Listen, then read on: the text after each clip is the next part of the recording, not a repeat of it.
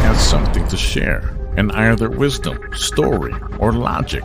And it's clearly amazing to hear all the differing missing links discovered by people unique to their own journeys and in how they have come to discover them. Together, we can help to build a bigger picture for a better future, for a brighter tomorrow. Let's stand united. Let's remove the veils and let's create a new world together. Are you that missing link? Join Jesse Hale on the Missing Link Talk Show as he helps to unveil the mystery through the unique wisdom and store of others. 3, 2, 1. Welcome everybody back here to the Missing Link. Today we're excited. We thought we were going to have Tommy Carrigan, but for some reason we have Klaus Schwab is in the house. He's going to tell us about the World Economic Forum and, all of his, wonderful dealings that he's involved in. How are you doing today, Klaus? Hello, Cattle. You will all take the link, the Neuralink in the mind. What you really are, a chattel, you're cows, you're human hurdle, and I will grind you into meat for my own burgers. Just kidding. It's not Klaus. It's me. It's Tommy. I know I fucking pulled a fast one on you guys. I'm not Klaus. I don't have that money. I don't have that clout. And I also don't own a leather onesie. So unfortunately, you get me.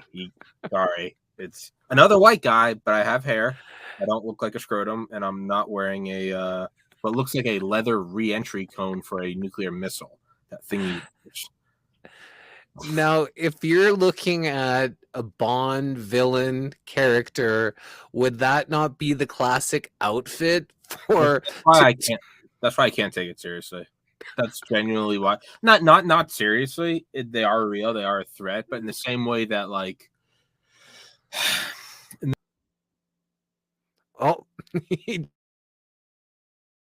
happened there. But welcome back, everyone, to the Missing Link.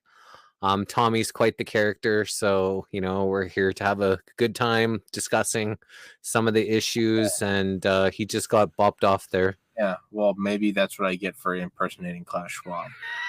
I thought you kicked me off. I was like, man, Jesse's not having it. He just walked right off.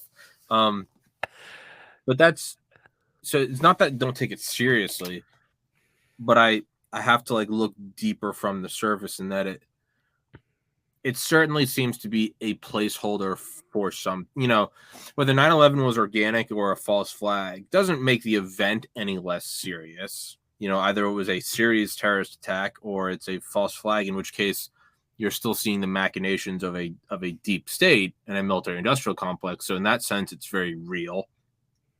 I can't take Klaus on the surface as real because that is what you said is the most common response people say, because is this a Bond villain? And when you look at it like that, you go, I don't think he's pulling the strings. It just seems it's Bin Laden in the cave with the video camera. It just seems to, it's Zelensky, the Time Person of the Year on the front lines, with a bulletproof vest saying, I don't need a ride, I need ammunition. And then it turns out that picture's from 2015. It's the Snake Island shit that turned out to be fake. It's the ghost of Kyiv who doesn't exist. That's kind of my thoughts on, which is insidious then, because that's worse. What that actually means is, so we don't even know who the World Economic Forum really is. We see the puppet, which is even darker. It's a more shadowy realization. I don't know. Do you think that he's just the head to chop off if the slaves need someone, if they're coming with the pitchforks? Yeah, I do. I think he's that. I think it's misdirection. I love the comedian Tim Dillon and his old co-host Ray Kump, both these morbidly obese just psychopaths who are wildly intelligent. They're morbidly obese just comedians, but they have such a incredible understanding of the history of the CIA, human trafficking. It really is kind of odd. But they always talk about, at the end of the day, what's really fucking you. And Ray Kump goes, it's the Federal Reserve. At the core of it all, it's the Federal Reserve. And Tim Dillon goes, yeah, well, you can't really go protest out in front of a nameless, faceless organization that doesn't even have one real location. They're all spread across. Ray goes, by design, to not have a single point, of protest against. Yeah, I think it's by design. So if there's because think about it, it's Klaus. He's what, 170. He's like, dad was a Nazi, and he's all the way in Davos. It is this distant dragon on top of a mountain that you're not gonna get. But if you were to get anyone, for the FBI, this is obviously, we're talking in theoreticals. If you were to go after anyone, it would be him. You're not even going to get there. And if you did, by some miracle, nothing's going to happen. I don't think he's a complete puppet. He seems to be a pretty intelligent individual. He does have though evil, an impressive past. You know, Kissinger took him under his wing in the 70s. It doesn't happen by accident. But in the same way that the president is really just the face of an administration, itself composed of different secretaries of departments, each department with its own hierarchy. I mean, sure, the president is the commander in chief, but I mean of what? Commander in chief of what exactly? Yeah, legally he is, but I mean, by design, the continuity of government is so that the commander can be wiped out without so much of a hiccup in operations. So I think it's probably built like that. I don't have facts or receipts for any of this, by the way. I'm just Jesse. This is in my gut. Just feel it. That's all we need is your opinion on things. You know, nobody's going to hold you to account and start fact checking the Mr. Klaus Schwab here. No, but I want to know your thoughts on the military-industrial complex and how, you know, good, how bad, how deeply enrooted into the deep state you think that, you know, the old boys in blue are, because we just had Lieutenant, what was his name? Lieutenant Stephen, his name is, we just had him here on the Missing Link, and he's, you know, was in the military intelligence. He's a lieutenant, police force, Lieutenant Stephen Rogers we just had. And he still is, you know, kind of behind how good the military industrial complex is. And other people that are into the research, you know, really think that's maybe the heart of the problem. I think that's probably I think it's one of the hearts of the problem. And I used to think that was probably the heart of the problem, was us thinking it's good, right? And that's an understandable sort of intoxicating. I mean, I have the flag behind me. I'll always have it behind me, because the veterans I interview are genuinely good people. They're the best people you've ever met. And it's disheartening to hear them say, decades after their service, like, was I just cannon fodder? And that's, so when people ask me that, if I'm always railing against the military industrial complex, why do I have the flag behind me? I like the idea of it. I like, not the military industrial complex, I like the idea of the United States. I respect and admire the men and women who have genuine, guys like you and I, right? We do a podcast, we give it our all, we try to be, we've talked about this before, try to be respectful, try to be tolerant. Every person I've interviewed that's been in the military is like a genuinely good person who is trying their fucking hardest. And it's so sick to see them be taken advantage of. It really is. I mean, that is a tenet of Satanism, not to immediately just jump into like QAnon already, but really that's what it is, right? It's the defilement of innocence. That's the highest sacrament. That's not a conspiracy. That's what it is. Taking advantage of like truly like the best corn-fed G.I. Joe Americans is a defilement of innocence of sorts. That being said, I'm actually listening to a book right now. And what's the name of it? Talk about 2022. I'm listening to a book, not reading a book. I'm just listening. A book. I have wireless headphones. My iPad Pencil has to charge, and I just ordered a couch that has like USB ports in it so I can charge my phone on it. And I was thinking, like, I hope I'll be able to plug in my couch. That was my last thought falling asleep last night. I was like, man, I'll have to make sure I place the couch correctly so I can plug in my couch. And I was like, what? In God's name, I gotta plug in my couch. I gotta go to work in my spare bedroom. Nothing makes sense. Nothing makes sense, Jesse. It doesn't matter anymore. It's all the simulation. The Spoils of War by Andrew. I mean, his name's Cockburn. It's pronounced Coburn, but it's Cockburn. I mean, but it's great author. He's a great author. He won't respond to my emails. Am I salty about that? Maybe. Whatever. He doesn't owe me anything, but in my mind, he does because I've read his book. That's a peer into the delusion of my head. But it's a pretty fascinating book. I bulldozed through books, and but he brings up like an idea that I'd never heard before, and it ties into your question. And it's the idea of the military-industrial complex of first you approach it as, is it just do-gooders really believing they're red, white, and blue? And then as you peer deeper, that is a reality, but probably even more responsible for it are just the machinations of the banking, pharmaceutical, political, the whole, whatever you want to call it, deep state, Illuminati, New World Order, entrenched powers, Rothschilds, Rockefeller, whatever. We'll call it the power structure.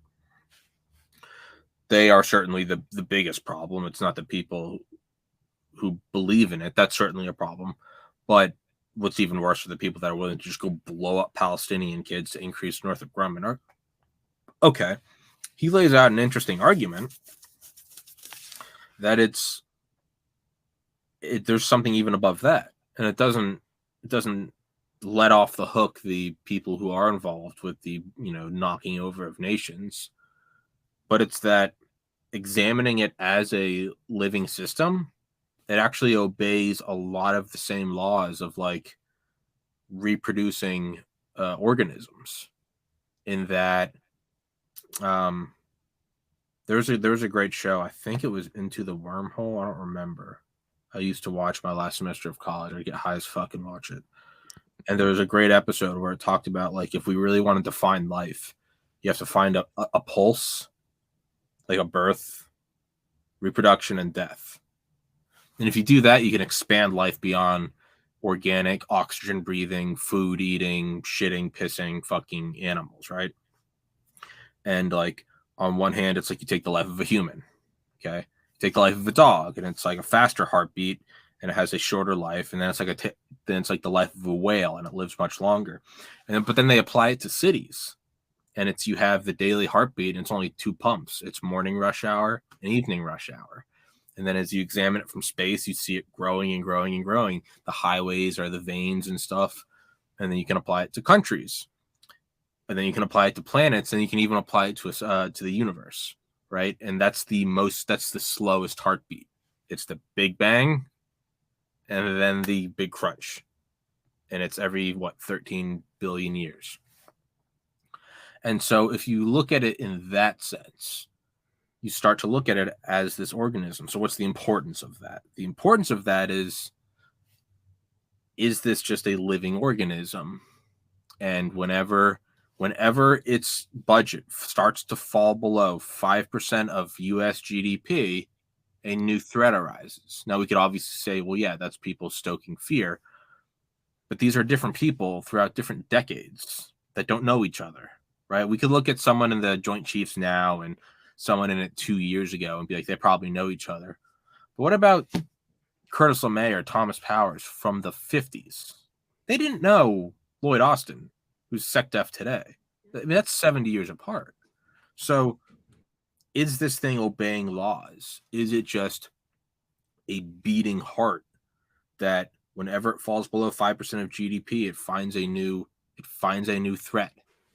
It expends things. It builds weapons against, I think the line is, it builds weapons that don't work against enemies that don't exist. And it just keeps going. And then they talk about how there's this report contracted like 10 years ago. And it's like, did we outspend the Soviets, right? That's kind of the common belief. We outspent the Soviets. And this guy actually goes in, this like American general goes in and actually starts to explain how it's like, we actually didn't. It was their own military industrial complex using the same false arguments. It provides jobs. We can't fall behind, blah, blah, blah. And it eventually produces weapons that don't work for threats that don't exist. All the while, no one's getting healthcare, food, or new roads or new schools. And so the virus consumed the host. It reproduced too many times and it killed the host. And are we going down that path? Ironically enough, that report was then canned and the guy was fired. And it's the military, it's the virus looking out for itself. It shuts down everything. It sucks the most out of everything. And it's like Bernie Sanders, Occupy Wall Street. I got nothing against Bernie. Seems like he has good intentions. When they said that we're going to start building like the cockpit for the F-35 in Vermont, he just, I am everywhere. I am Klaus and I am in every moment of, I'm in every inch of California at all times. I'm pan-dimensional, omniscient. I am everywhere. But the argument that then comes up is, so is this thing just reproducing for itself, killing all threats to it? Just a minute. And just when it start to kind of get low, right? Trump had the biggest military budget ever. And then there's the idea of like withdrawing from Syria. You know, we don't need to back the Kurds anymore. Let's end the foreign wars and COVID. And it's just like, is the beast growing and perpetuating itself? So a very long schizophrenic answer to your question. I'm starting to, and it's a dangerous answer, because what it does is it removes all responsibility from human beings, which you can't look at the Nazis and be like, they were just misguided. No. They were demons. They were demons. The SS officers were documented pedophiles. On top of killing the Jews, they raped the kids. They're demons, making demons from hell. But that doesn't mean that you can't look at maybe a higher order organizational structure. Now, again, I have a biology degree from 10 years ago. I don't know shit about like AI and like chaos theory and dynamic. I have no receipts for anything. I'm pawning it all off on this author. I don't know if that answers your question. But you've done a lot of research, you've done a lot of work, you've, read a lot or listened to a lot of books, you've, interviewed a lot of people. So the knowledge that you have to be able to answer some of these questions, I think far exceeds a lot more people that, have just put their head into a book and learned what the book and what the teacher told them, opposed to listening to real life experiences and then being able to formulate your own opinion. Yeah, I think that's what you have to do, is find a topic and read books from present day to 50 years ago. You got to find it from hippies who hate it, to former generals that wax poetically, to people that are objective, to people that are looking at it and they look at it and then they finish the argument with, and it's the best thing ever that we have the MIC. Then to this current book of this guy going like, this is actually just a self-propagating virus. It's when you want to find out what's going on in objective reality, watch CNN, watch Fox, turn on Reddit, turn on Twitter, go to, before it was banned, go to the Donald, go to 4chan, go to everything. And in the center of the Venn diagram, you can find the thing that actually happened. Everyone has their own turn on it, but eventually you can find what actually happened. There is a war going on in the physical location that we know as Ukraine. That's about as much as I've gathered from that. Zelensky is God on earth. Satan is Vladimir Putin, and vice versa. It's just as bad. You have the people be like, Putin's freeing the children, Zelensky's a Zionist shill, and it's like, well, that's just as deranged. And I don't know what the answer is. What I've gathered is there is a physical skirmish going on the Earth coordinates that we call Ukraine. That's about the extent of what I've gathered.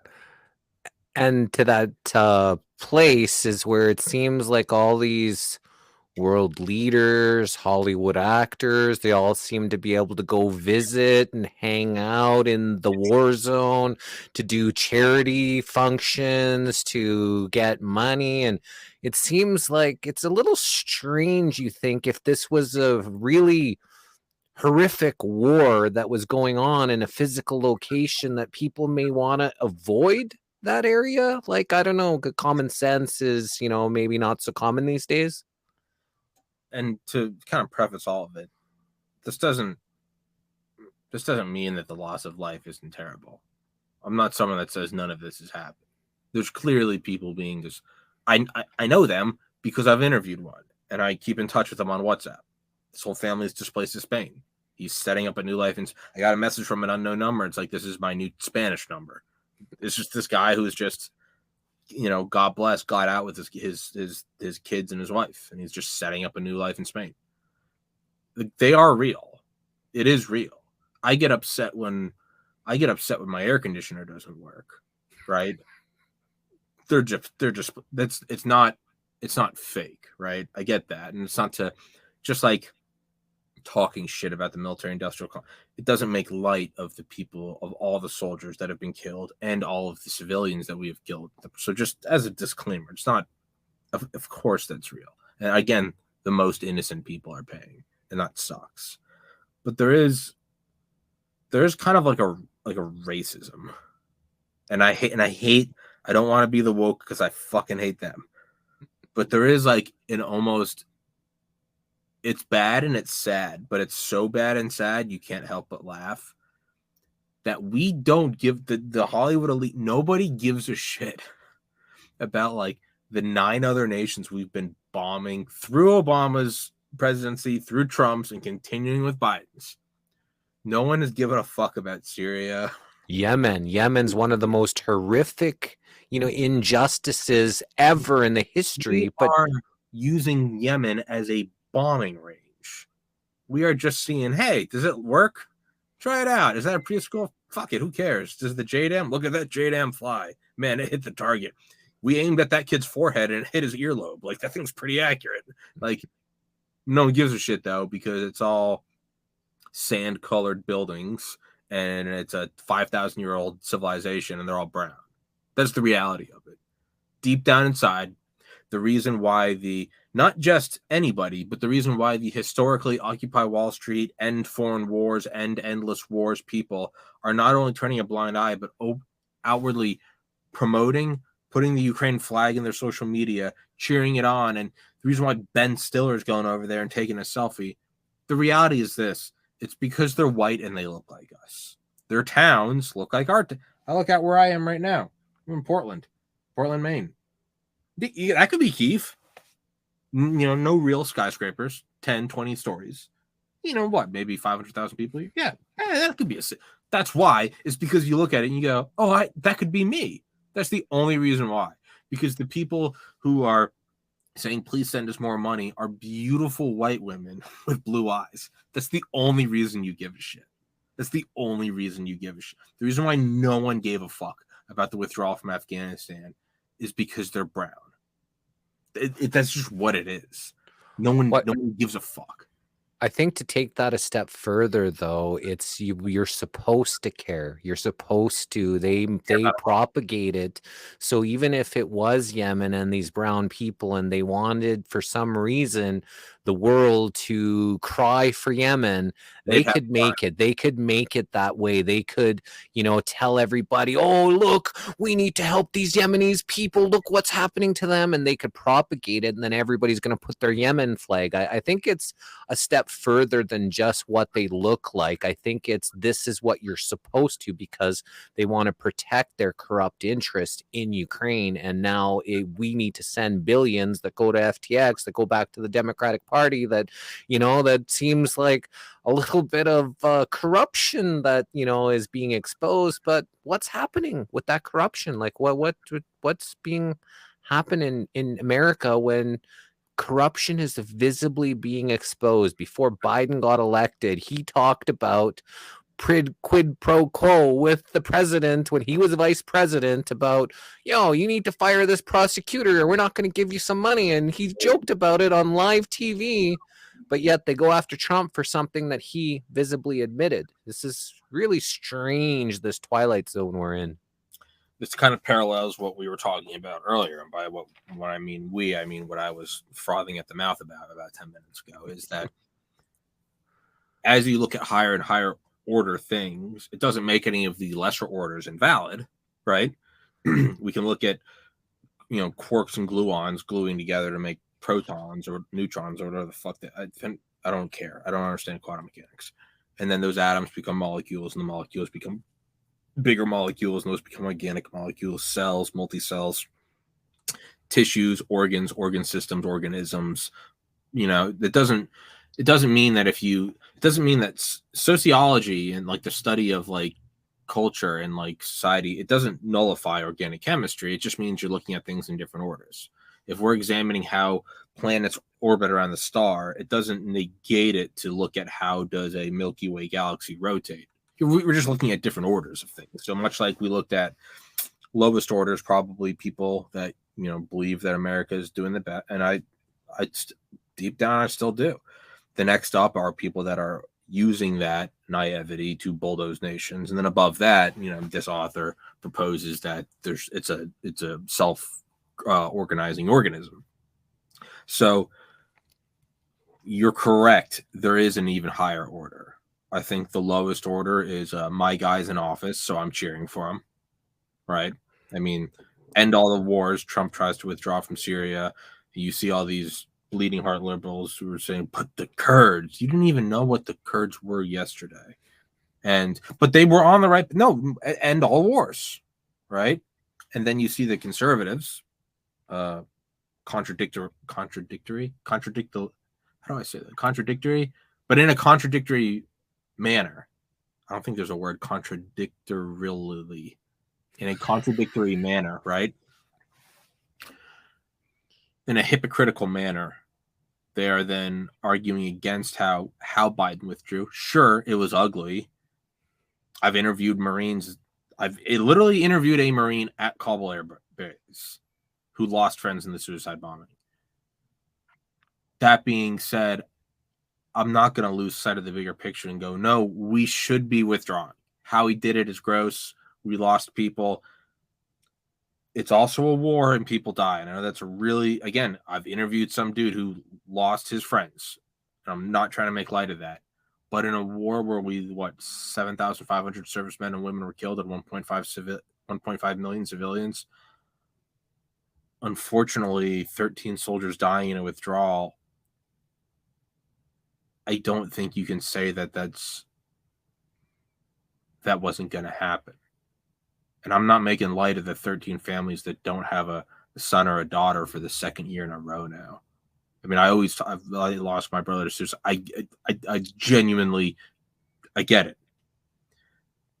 But we cannot froth at the mouth and say these anti-war liberals wouldn't let Trump withdraw from Syria and then turn and criticize Biden's withdrawal from the Middle East. Because ultimately, deep down, what we've all been saying for years is just withdraw, but it's going to collapse. It's going to collapse today, but it's going to collapse in 5 years. Just pull the Band-Aid off. And guess what? Biden pulled the Band-Aid off. I didn't vote for Biden. I think he's a pedophile who stole the election. He withdrew. That's an objective good. That's an objective good. Now, in 5 years, I could come back and be looking at this and new information says I'm wrong. Granted. So the point is like, objectively, it is good. Like, we should care about what's going on in Ukraine. But it's hard to take it seriously when no one has given a fuck about any other nation we've been bombing. And that brings to what you said. There's an even higher order. It's not just that they're white. That's definitely a thing. I don't think that's deniable. I think there's a higher order.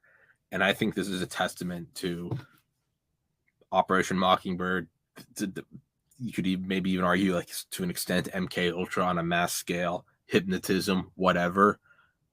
The reality is this, is if you take people who were dressing in black to, quote, bash the fash and punching Nazis, meaning someone that I disagree with politically, to then take that same group and not only have them stop doing that, that's impressive alone, is to break their routine.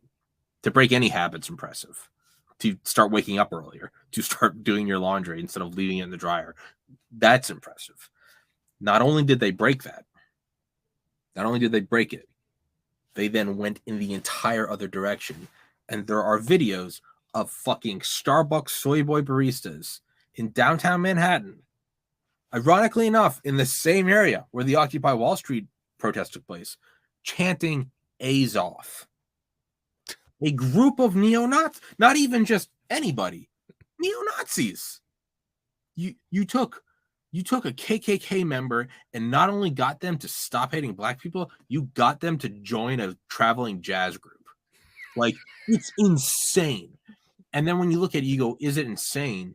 Are these people insane? Or is there just some demonic but genius person pulling the strings? And I think you hit the nail on the head. I think this is a testament to their, if they wanted. Today's December 8th, 2022.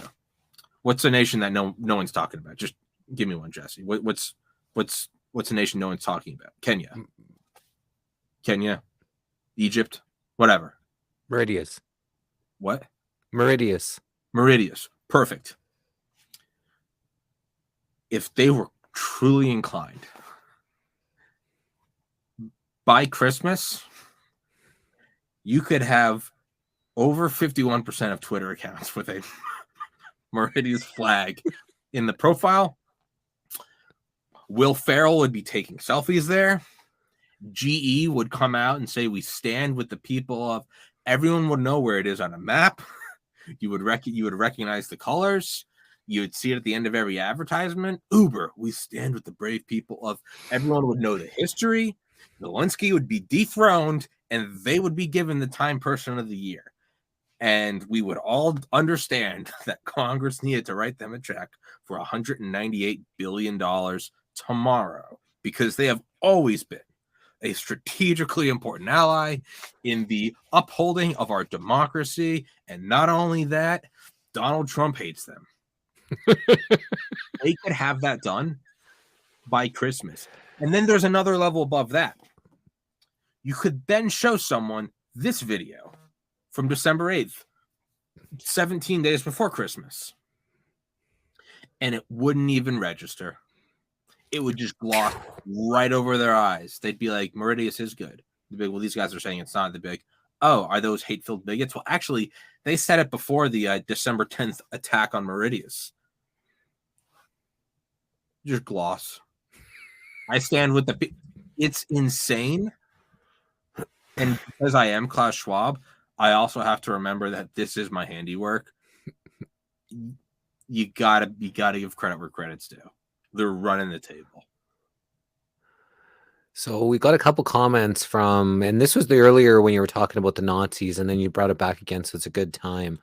One says, and now the U.S. is supplying arms to neo-Nazi groups in Ukraine, like the Azov Battalion. And then what do you make of Operation Paperclip that allowed Germans here in the U.S. after World War II? How does this feed the beast machine when these Nazis that you said are evil, horrific devils are now in big parts of the U.S. government and NASA, and you know, they're all dead. They're all they are all dead. It's a very real thing. And did we bring them over here? It's one of my favorite conspiracies, and I fucking hate it because I feel like Marvel is just a sign of just the soy boy. This is just like Captain America. And I hate it. I hate modernity. I fucking hate it. That being said, I'd be lying through my teeth if I said I haven't eaten a pot brownie and watched 3 Iron Mans in a row. They're fun movies. Fuck off, Jesse. It's what they are. Even though you've made no comment about them, I can see it in your eyes that you're judging me. They're fun movies, all right? So just shut the fuck up now. In one of the Captain Americas, though, they find this old bunker from like the 70s. And there's this German scientist in there who has uploaded himself to a computer, right? It's all predictive programming, transhumanism. But he talks about the Nazis never lost World War II. They just, no, correct. No, but that's what I'm getting to. Correct.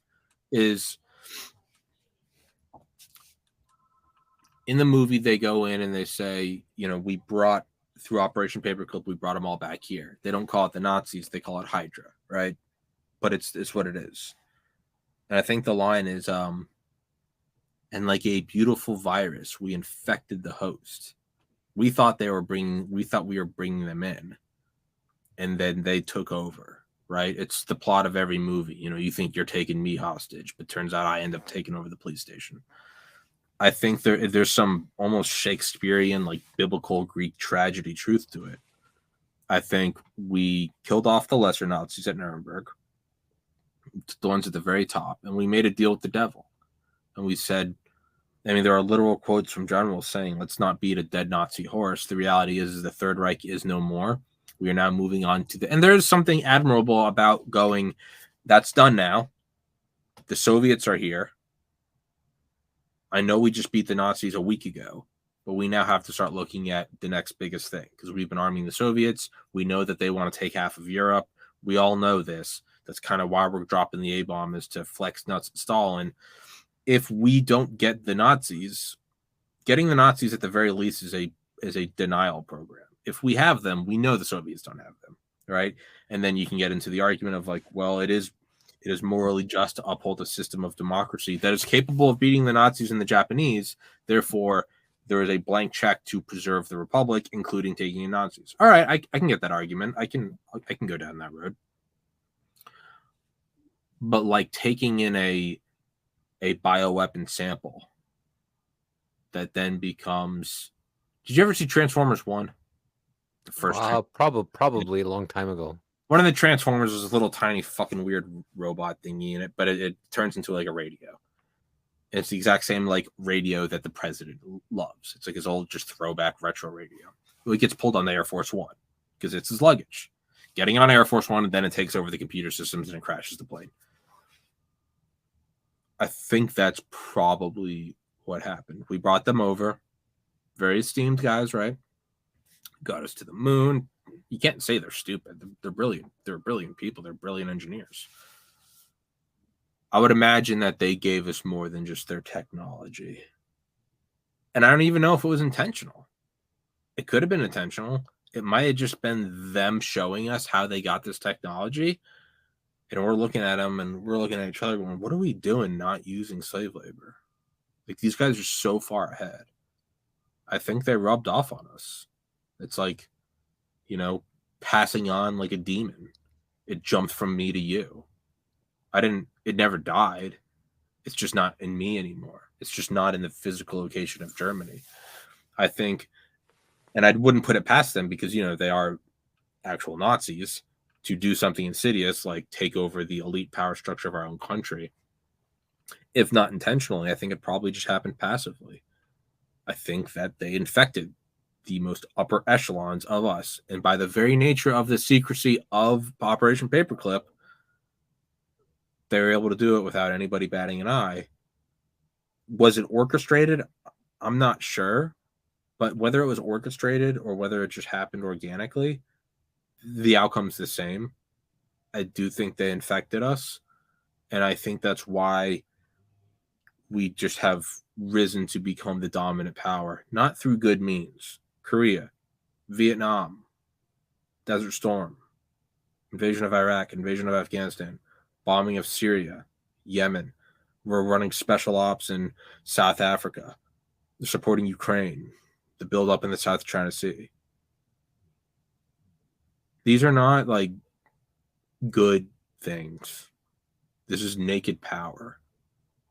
And I think that's probably what we're seeing is like I think it's called an elastic collision. I think that's the term from physics, where you have two things of equal mass and one hits the other and then the other moves, right? I think that's what happened. We took the Nazis here and almost like a transfer. They sort of, whether the actual individuals or just the ideology and the mindset of superiority, of weapon systems at all costs, of dominating the lesser peoples. We may not outwardly say it, like the Nazis did, saying they're Untermenschen. Our actions show that's exactly what we believe. What do we all cite, myself included, when we talk about the war in Iraq? We lost 7,000 American men and women and 1.5 million brown people, but whatever, they're brown people. That is, through our actions, we're showing what we believe. We care about Ukraine. Well, because they're Nazis. Like us. That's what it is. We're looking out for our little bro. Call it whatever the fuck you want. Right? That's what we're doing. And yet, I very much so think that we have been infected. You could probably argue that we are in some form of a Fourth Reich. We'll only ever know if the mask truly comes off. But even then, I think it's been so long that I don't think you could find a direct lineage. I mean, they're all fucking dead. Those scientists, like the youngest one we brought over here was like 30. And that was in 1945, which was 77 years ago. They're all dead. But just like all the original generals from World War II are dead, the military-industrial complex is still here, baby. Pentagon was built in, what, 1949? Or 1944? It's still here. The structure's still here. There's just new people in it. Yeah, I think that it's probably something like that. We've been infected with it. And that's what's running the world right now. And it makes sense that everything's fucked up because Nazis are running the world.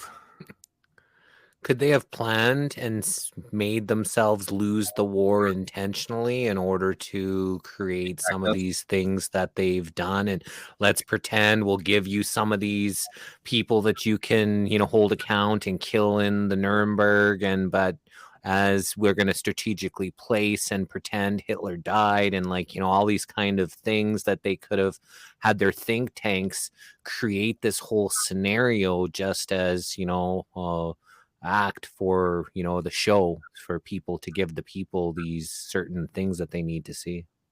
I don't think that's far-fetched at all. I really don't. The Nazis, again, it is kind of funny because whenever you'd be like, well, they wouldn't backstab each other, I'd be like, they're Nazis. They do it. They would betray each other. Hey, let me show you what they did in Auschwitz. Now tell me you're surprised that they threw their buddy under the bus, right? But there's actual evidence of that. I mean, they were at the jail known as Ashcan. I think it was Ashcan. And then I think there was another one, Alsace. This was like before we defeated the Japanese. It's in Annie Jacobson's book, Operation Paperclip. We went over there and we started detaining them and putting them away, and we sent over our interrogators. And they said that all these guys, they'd bring them in. They didn't talk to them one by one. We had the OSS, the precursor to the CIA, would interrogate them. What do you know about this? What were you doing for bioweapons programs? Tell us about the rocket technology. And they would all come in. They'd be like, yeah, I do, do this, do that. And then they'd all kind of finish it unrequested. They would just solicit. They would just admit it they would offer it on their own. Like if I told you, Jesse, like, dude, I had the worst fucking fart last night. You'd be like, I didn't ask you about that. I asked you about Operation Paperclip. I just let you know. Just surrendered it to you for no reason. Like instructed, like they were instructed to be giving this information. Well, let me get to that, which is why I think it's probably not that. Is they were betraying one another. They'd come in and they'd be like, yeah, I worked on the rockets, blah, blah, blah. And there's whatever. There's 10 Nazis in this jail. And 9 of them are in a different room and one's being interrogated. And he'd be like, yeah. By the way, you should kill that guy. That guy's a real fucking demon. And the next guy would come in. They'd be like, you worked on bioweapons. Yeah, we did this. We did that. We did that. By the way, I'm not, I don't have anything. I'm just telling you what I did. These other guys, they were true believers. So you can see in their very natures betrayals. What's the importance of that? You can then go and look at their journals from what they were doing, and not only journals from these interrogations. You can find the data so they're being interrogated in 1945 about what they've been doing for the last 2, 3, 5 years. And then you can look at German press releases in German history. So in 1942, 43, 44, 45, they're all schmoozing with Hitler and Goebbels, and they're saying like it's all going good. The wonder weapons are coming along. This is fucking great. We're going to take over the world. Hail Hitler. Totally chill, bro. But what they were doing, Walter Dornberger, Arthur Rudolph, Werner von Braun, and I think his little brother's name was like Magnus or something. He was just this weird sort of like Quasimodo retard brother that like ran errands for him. I don't know if that's accurate. That's just what I feel. But they were going in and they were taking blueprints for the V2 rocket and like further iterations of it, things that only they knew. And they were taking blueprints out of Nordhausen, which was an underground, under mountain facility. We'll get to that in a second, where they constructed these things because they couldn't be bombed because it was under 2,000 feet of granite. They were taking these plans and they were putting them. It sounds like something out of a shitty Indiana Jones movie, but they were actually putting them in caves and then lighting dynamite and collapsing the caves. And they would go. And so let's say you and I are Nazi rocket engineers. And I'd be like, Jesse, like, this war probably isn't going too hot. We're fighting the Soviets, and this isn't going too well. You and I are designing the fins or the gyroscope for the new missile. Why don't we just take these and put it over this mountain? And if whatever the fuck happens, we have our own sort of bailout card, right? You're like, yeah, I think that's a good idea. So we would fuck everyone else we were working with. And we'd put them away. But then I would also go take something from that specific cache, and I would go put it in a separate cave that even you didn't know about. And what a surprise, you also took something that only you knew about. We had insurance plans on insurance plans. And again, what a surprise, the Nazis were backstabbers. And so they were doing that. This is all declassified, factual. You can find the documents of this shit. All the while, and they weren't doing this when we were crossing the Rhine. They were doing this 3 years prior. They're doing this around the time of Pearl Harbor. So what we look at as is like, oh, it was the end of the war and all the rats are scurrying. No, they were doing this years ahead of time because they were like, in the off chance we lose, let's have an insurance program. And so when they were getting closed in by the United States and the Soviets, a lot of them were going, let's go get taken captive by the Americans because the Soviets will just fuck us to death. Like, right? And so they were doing this. And then they were going back and saying, Hail Hitler, this is the best. We're going to, the very top guys, right? Because we often look at the very top and go, those were just true believers. The people we thought were true believers, that was just a mask they were wearing. And I don't want that taken out of context. No, they were fucking Nazis. They didn't really mean it. No. But they liked the power and the position it got them. And then as soon as the Americans came in, and they were right, 3 years later, they were losing, which then brings up your question. Was it intentional that they were losing? I don't know. We can jump into that in a second. But they took all these things and said, this is my card out of here. I think Werner von Braun, his little brother, came down the mountain on a bike and met these like soldiers, like just this like band of brothers group. And he was like, I would like to talk to Ike, talking about Eisenhower. And they like pointed their guns at him and they're like, fuck off. And they went up and got Werner von Braun. And they're obviously all brought back over.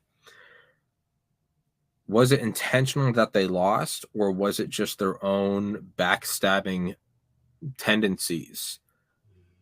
It is an important distinction, but in a sense, on a high enough altitude image, it isn't important because they got back to the United States in the uppermost echelons of. So how did was it 19 terrorists? Was it the CIA? Either way, the World Trade Centers came down and we went and raped the country. So sure, it is important, but in another sense, it's kind of not important. So, but then there's another book, and I hate him because he just I think he paid out like $64 million to a former internist, which means he did something bad. But Bill O'Reilly, he has a great ghostwriter who writes his books. Bill O'Reilly's a douchebag. I always have to make this disclaimer. This is not me promoting him. Whoever his ghost author is a great author. And in the book, Killing the SS, and I've never been able to find it anywhere else, and I need to go back and listen to it and find what chapter it was. There was a program designed by the Nazis in the off chance the Third Reich ever started to fall apart. They would decentralize all of their holdings, all of their gold, all of their weapons research.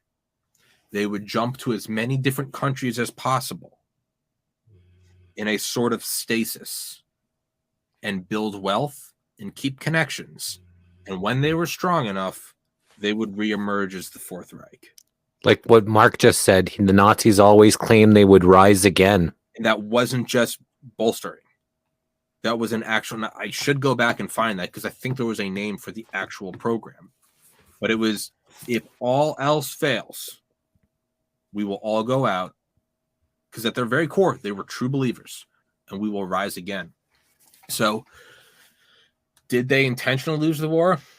I don't know if they did that because it kind of seems like an extra step. Their intention is to have a kingdom what they can rule the world from. So I would imagine it's probably simpler to just do it from Germany. When they realized that wasn't working, maybe they facilitated the loss of the war.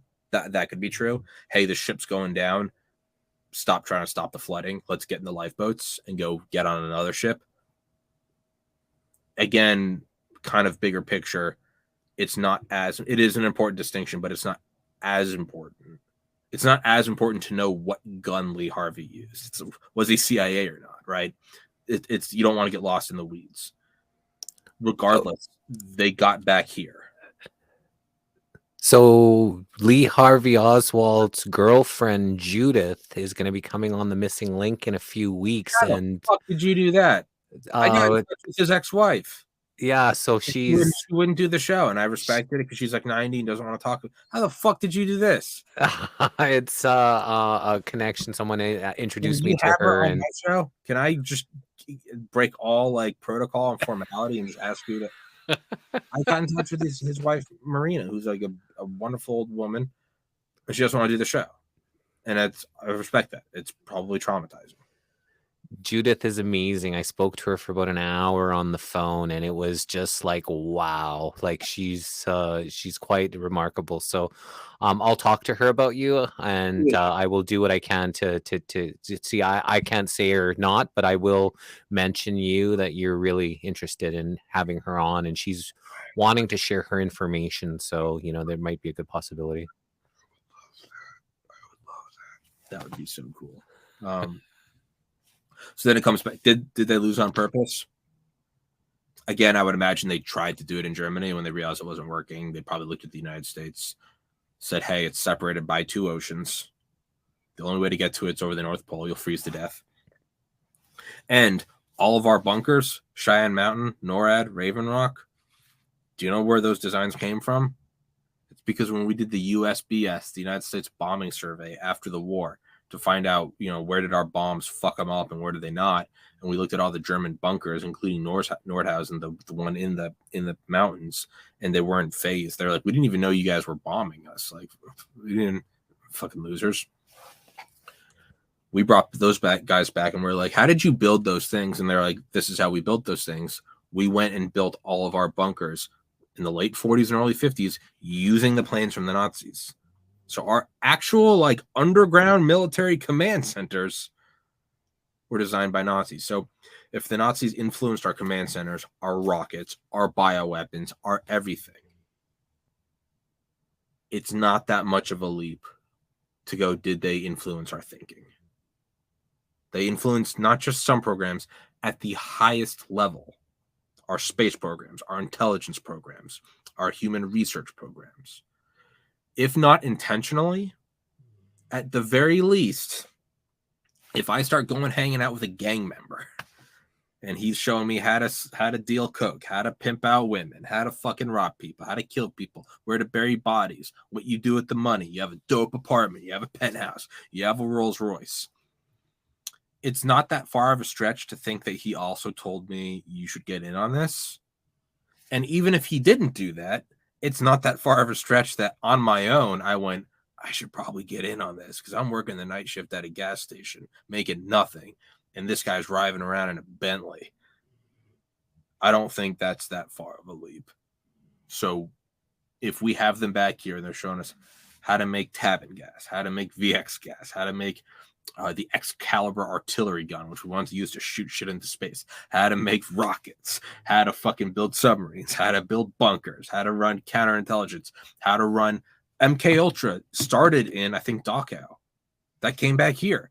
If they did all of this, at what point do they go, I mean, there is a supreme race.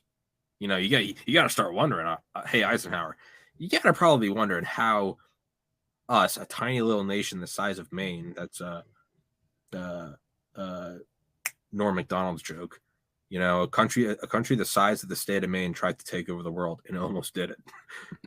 Hey, Ike, you got to be wondering, how are we doing all this? You know, because we are fucking running. We almost beat you guys, and you guys admire us so much. You brought us back here. Actions speak louder than words. You know, it's like, it is impressive. You know, maybe we do have a superior intellect. Maybe there's something about this supreme race. You can't lie. That doesn't make it right. You just can't rationally tell me that wasn't a discussion that came up. If Elon Musk takes me under his wing and shows me how he amassed $1/3 trillion, has his own space company, electric car company, AI company, brain implant company, is going to make us a multiplanetary species. You don't think at some point I'm going to go, how do you structure your day? What's your kale shakes, cold water plunge, yoga? At a certain point, I'm going to go, this guy is running the fucking world. Hey, Elon, you got any secrets? And if he goes, yeah, all I do really is every night before I go to bed, I eat a tomato. Whatever it is.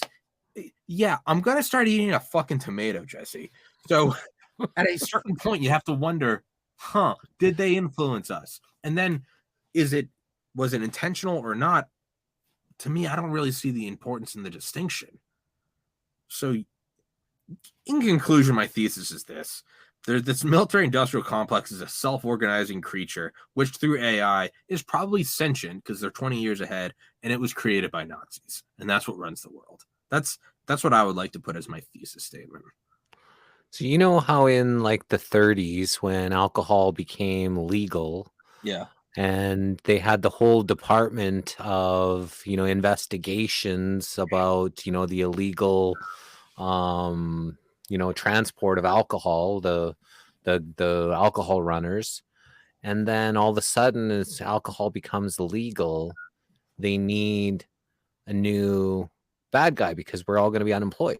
Because if we don't have alcohol and the alcohol runners, these people to go after, we no longer have a job. And they went after cannabis and hemp, and they changed from their target from alcohol, and that was their new bad guy, the cannabis. And so there's a bunch of different reasons why people think the cannabis became illegal, whether it was the cotton farmers didn't want the hemp, whether it was the pharmaceutical industries that didn't want the cannabis, lots of different theories on why they made it. But a really, really firm theory is that these people, this Justice Department, they no longer were going to be employed if they didn't have a bad guy. And they ended up needing to go after cannabis. Oh, don't smoke the reefer. The reefer is going to make you do this. And, they went after cannabis. So is that kind of the same thing with the military industrial complex, always needing a bad guy?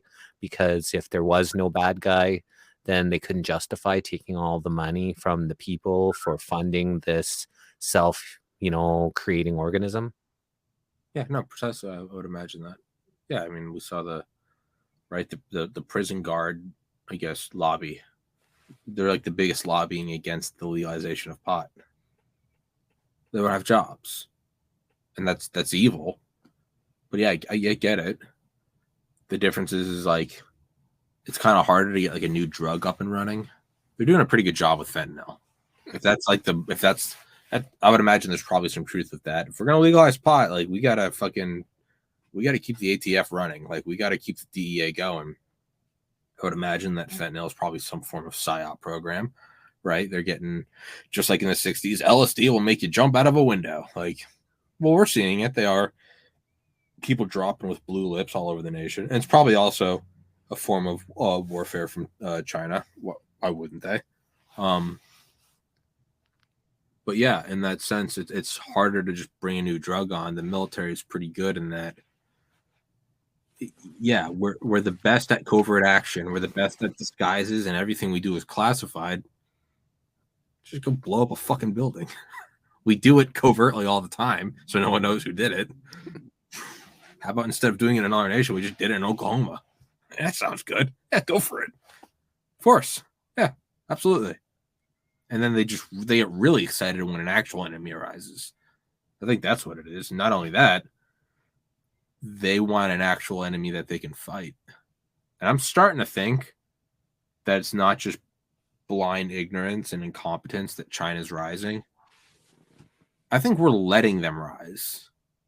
So there's an actual enemy to fight. Because they're having a hard time selling the Afghanistan, Iraq, whatever argument anymore. We're like, dude, they're intense. You can't tell me we need a $3 billion stealth bomber. They have the same AK their grandfather was using. And I think they're probably war game because, again, they have all the fucking money in the world. They can think tank this. The conversation you and I are having, they have 50 people having every day, 7 days a week. And it's classified. You and I are out here just yelling like idiots. And by you and I mean I'm yelling like an idiot, and you're just very nicely nodding and deeply inside, I would imagine, wondering, is this the last time I have Tommy on? I think it might be. This is a bad image. But like, regardless of that, there are people at these think tanks, the Hudson Institute, Rand Corporation, Brookings.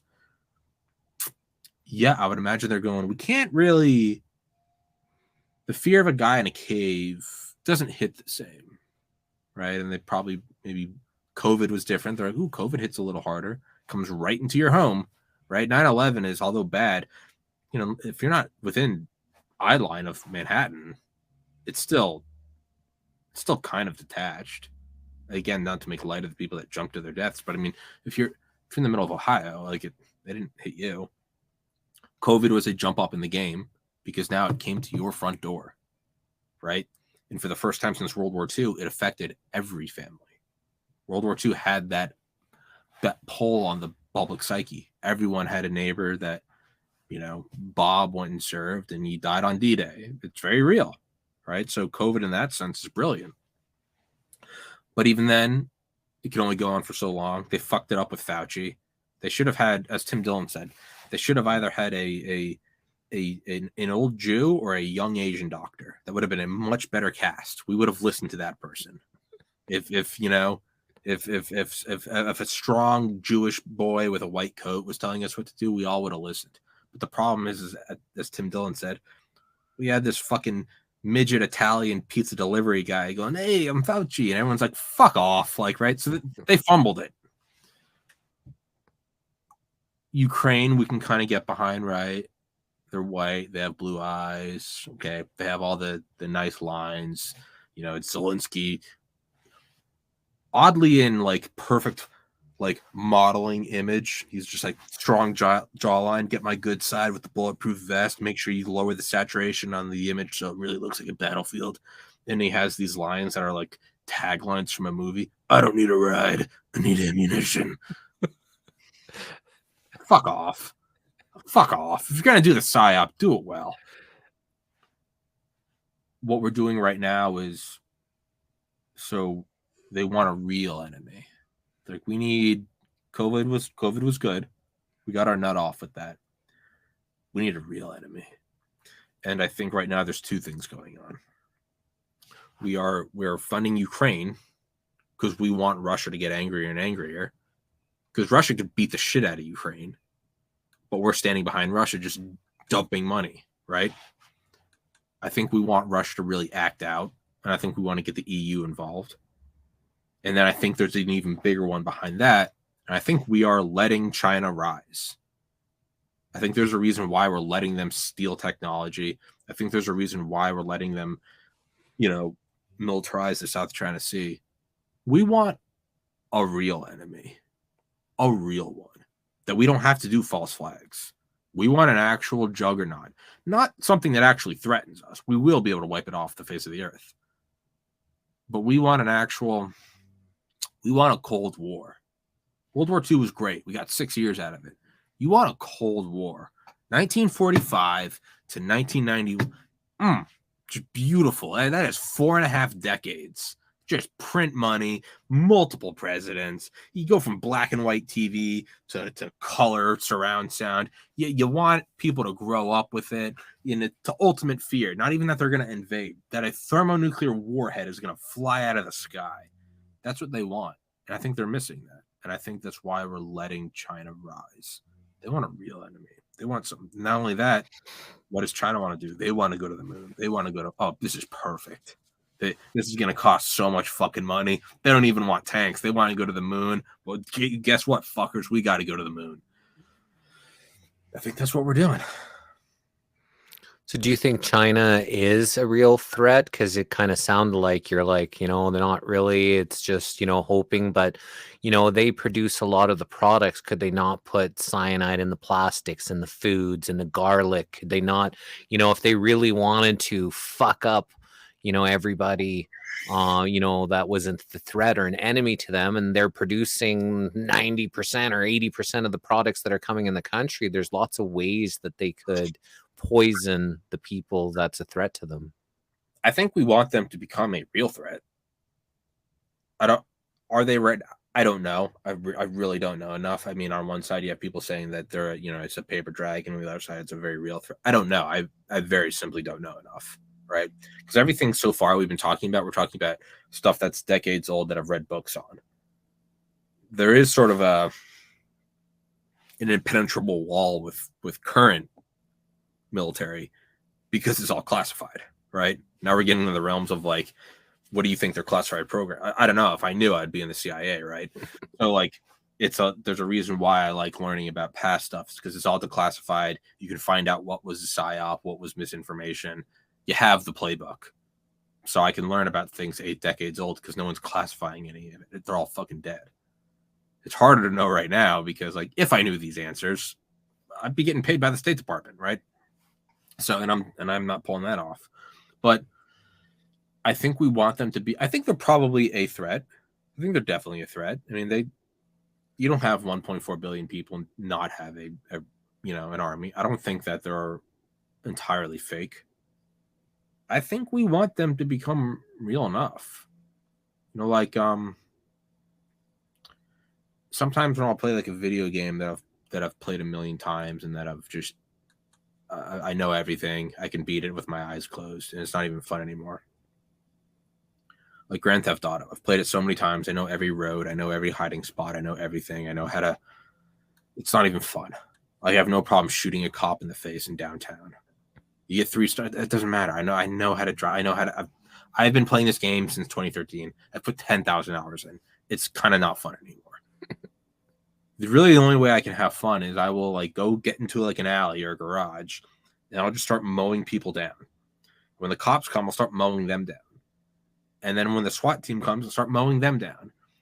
And then when I have 5 stars and they're sending helicopters and SWAT trucks after me and armored cars and half my health is gone, then I'll try to escape because it's actually a challenge. Like a lot of times I still get killed. I actually have to. I was doing it last night. I mean, I've been playing this game for 9 years. And it's the only way I can actually get some sort of... It's like Hugh Hefner. By the time he's dead, like the only way he could come is if like they strapped him in leather and beat him with bats, right? It's just he becomes so desensitized. To play this, the only way for me to get excited and actually like sit up in my seat and be like, oh fuck, all right, is I have to have 5 stars. My guy's bleeding out, and I'm like, how do I get out of here? They're shooting my tires out. I have to use every bit of knowledge I have. I'll be like, okay, I got to swerve here. I know that there's going to be a roadblock here. I got to get off here. If I go hide here, I can regenerate my health. If I can go here, I can get to there. And eventually, if I can get to the airport, I can take off in a plane, fly up to here, get onto a mountain, get onto a helicopter, and I can maybe lose the 5. It's the only way I can actually have like fun, right? I think we're probably doing something like that.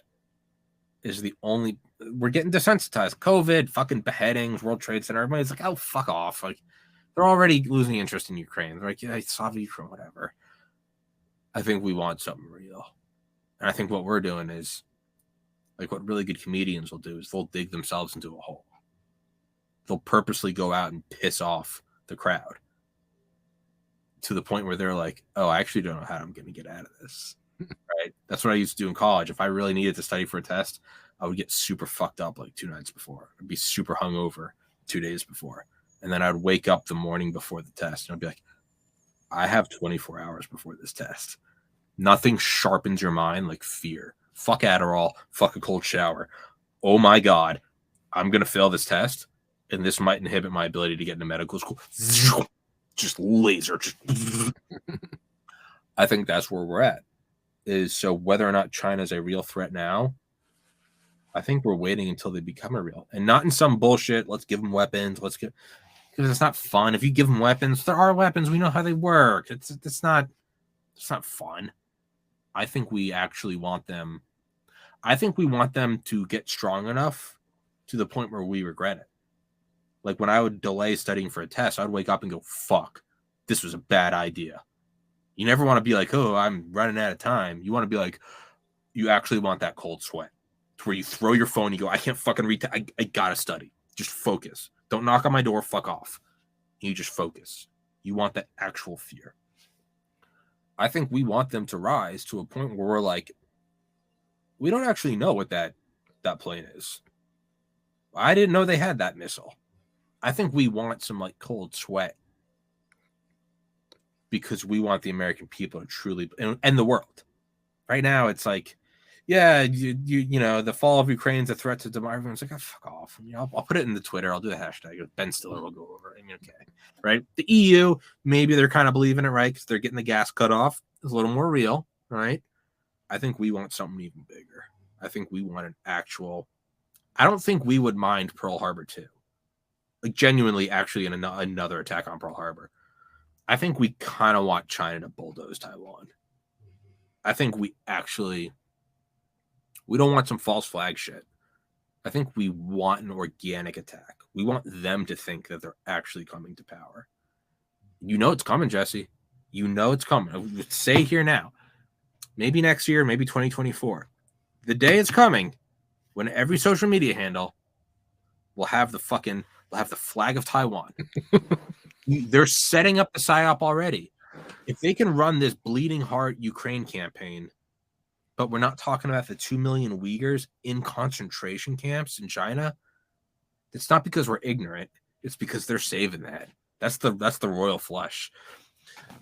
They don't pay the workers. They have nets outside of the Foxconn factories so that, you know, the workers can't commit suicide. They weld people in their homes that are with COVID.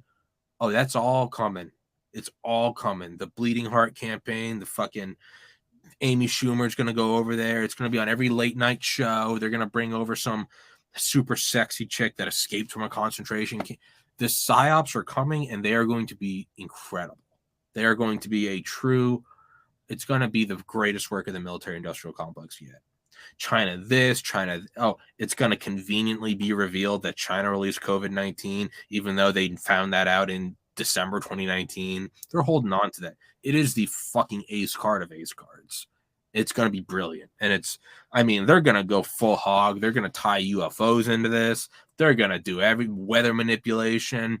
China's purposely trying to, you know, accelerate global warming and burn us all because they hate the white man. It is going to be so. And not only that, China's going to team up with Ukraine, and they're going to actually be teaming up with Nazis, and we punch a Nazi. And the Ukrainians backstabbed us. That's never happened before, unlike the Mujahideen, who we armed with weapons to fight the Russians, who eventually became the Taliban and attacked us. Who are we funding right now to fight the Russians? I don't know. Seems like we've seen this play before. It's all coming, and it's going to be the best PSYOP ever. It's going to be truly incredible. It's going to be truly incredible. Okay, let's reverse things, and let's say that the military-industrial complex lost its power, just in the crazy world of fantasy. Sure. And, you know, all the military bases, 950 U.S. military bases around the world closed down, and all the troops came back home. All the American troops were no longer in any foreign lands, came back to rebuild America, rebuild the roads, what kind of world would we be in if America closed all its bases and brought all its troops home? So despite everything I've said over the last hour,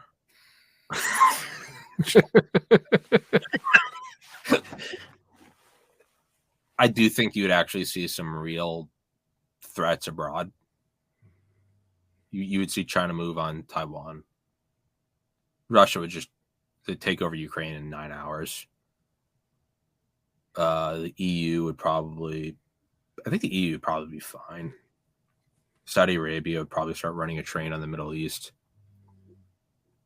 We'd come back here, and it could be beautiful. I think we would still have our weapon systems. No one would dare invade. I think they'd probably be terrified for a while. Actually, I don't know if they'd immediately move on Taiwan. I think they'd probably be so thrown that we withdrew from every. That's actually fascinating. I think for the first 5 years, maybe nothing would happen. I think everyone around the world would be like, "What the fuck is going on? What in God's name?" It's like if we were talking and all of a sudden I stopped talking and started putting on like lipstick, you'd be like, I'm gonna cut this stream. I got a cage full of gerbils. You'd be like, I don't want to be involved with this. Like, Jesse, it's important to be tolerant of all sexual tendencies, and you'd be like, peace. I'm fucking out of here, right? I think they'd probably be surprised. So what would happen here? I really do think we are capable. And this is where like the kind of crazy like utopians aren't wrong. We really are capable of creating a beautiful world. If we dumped all that money, we'd probably start having incredible space programs, incredible world-class healthcare. People would look back at this time like we look back at the 50s. Not the racism and the fire hoses, but I mean like white picket fences, suburban nuclear family. I think we would see homelessness drop. I think we would see unemployment vanish. I think we would see Elon Musk wouldn't be special. We would see tens of them. We would start to jump ahead in technology. I mean, life would be exciting. The news would be great to watch.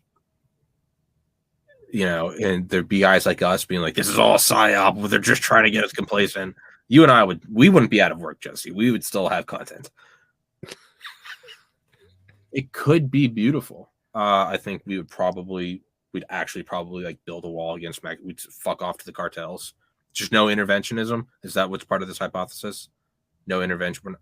Yeah, we would just, our borders would be hermetically sealed.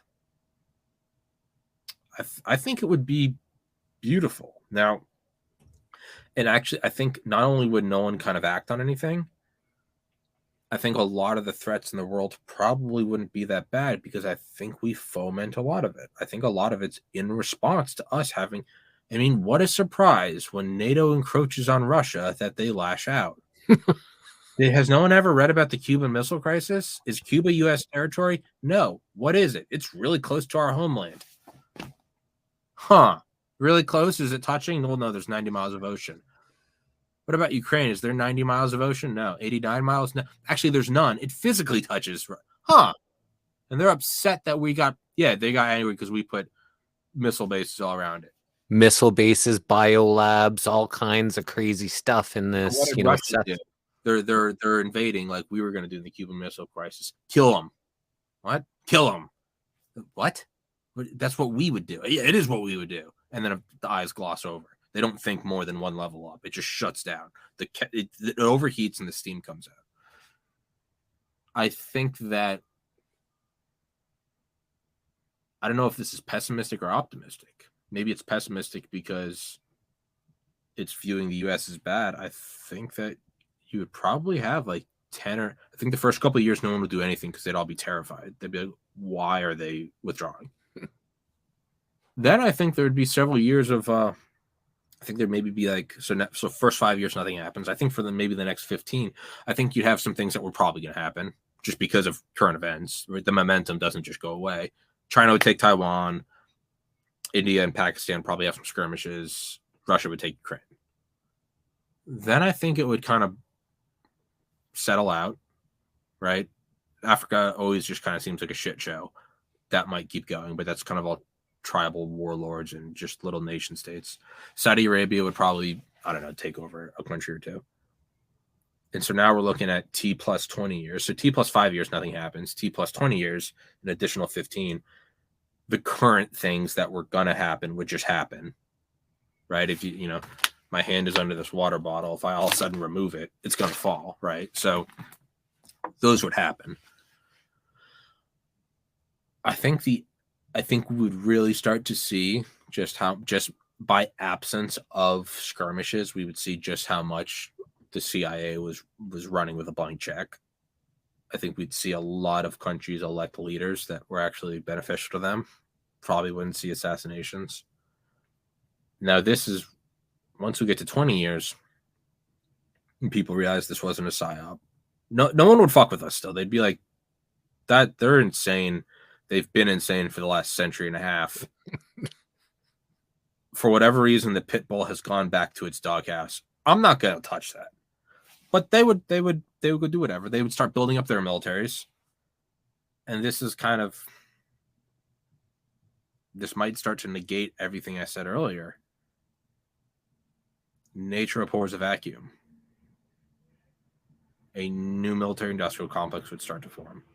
I would imagine it would be China. probably allied with Russia. Now we're looking at T plus 30 years, T plus 40 years. They would start infiltrating governments with their CIA. They would start fomenting false flags. They would become more and more powerful, more and more daring.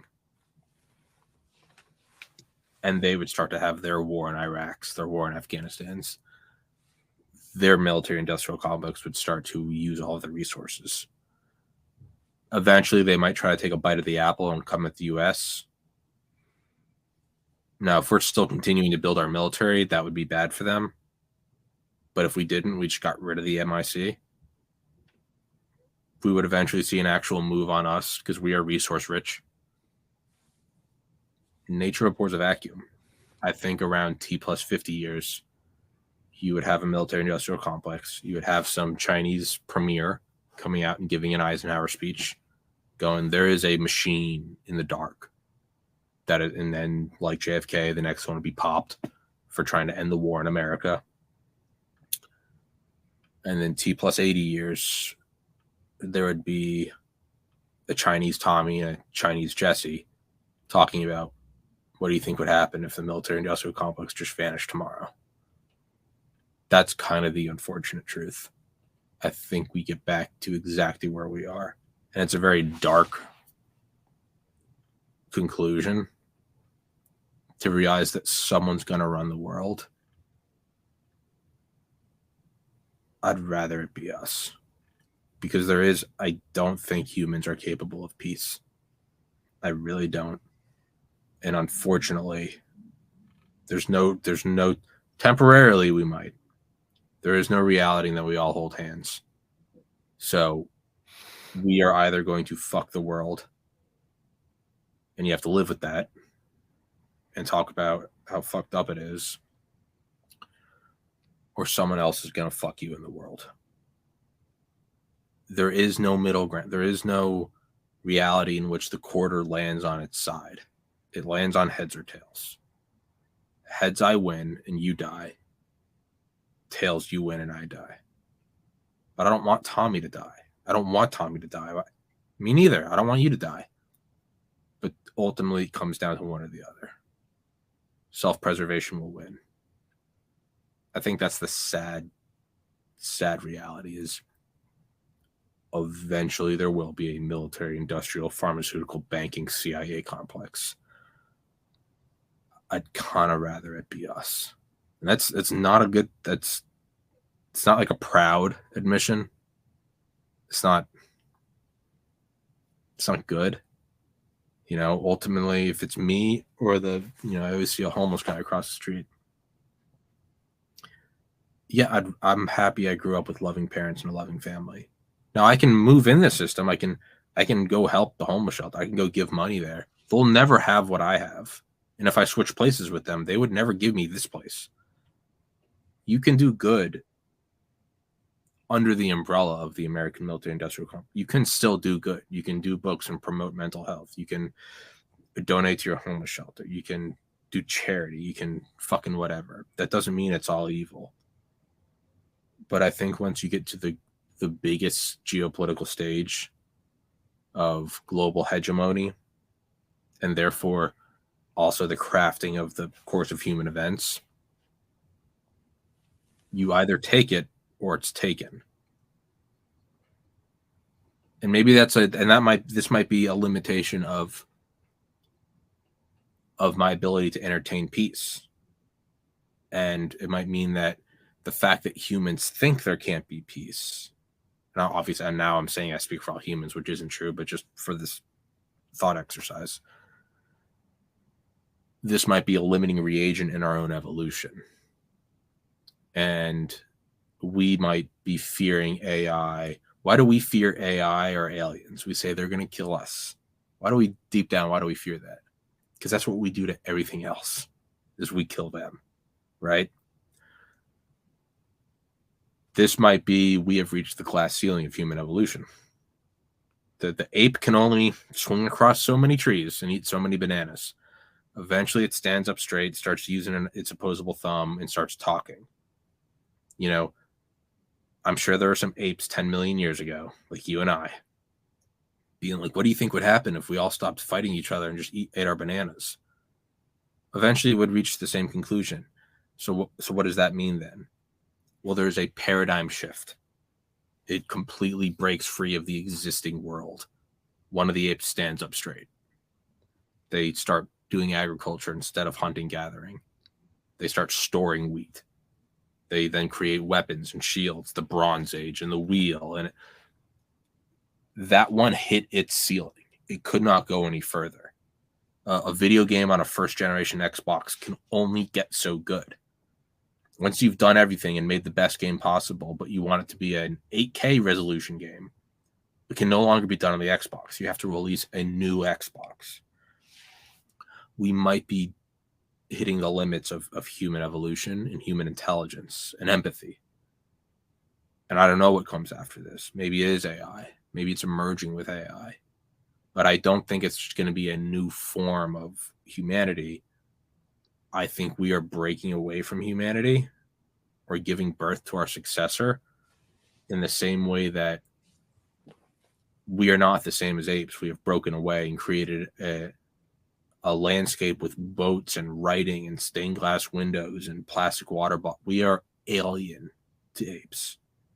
They hit their ceiling. And before apes, I mean, what came after the was it shrews? Before them, shrews. Before them, dinosaurs. Before them, fucking turtles. Before them, some weird chameleon. And before them, some weird half water, half land creature. Before them, all water. Before that, some weird amoeba. Before that, multicellular. Before that, singular cellular. They hit their limits. And I think that we are hitting the limit of, because even now, like, what's my conclusion after every book I've read? What's my conclusion now? Someone's going to have a military-industrial complex. I'd rather it be us. That's a limitation of the human mind. What's that limitation based on? Well, why did I say I'd rather it be us?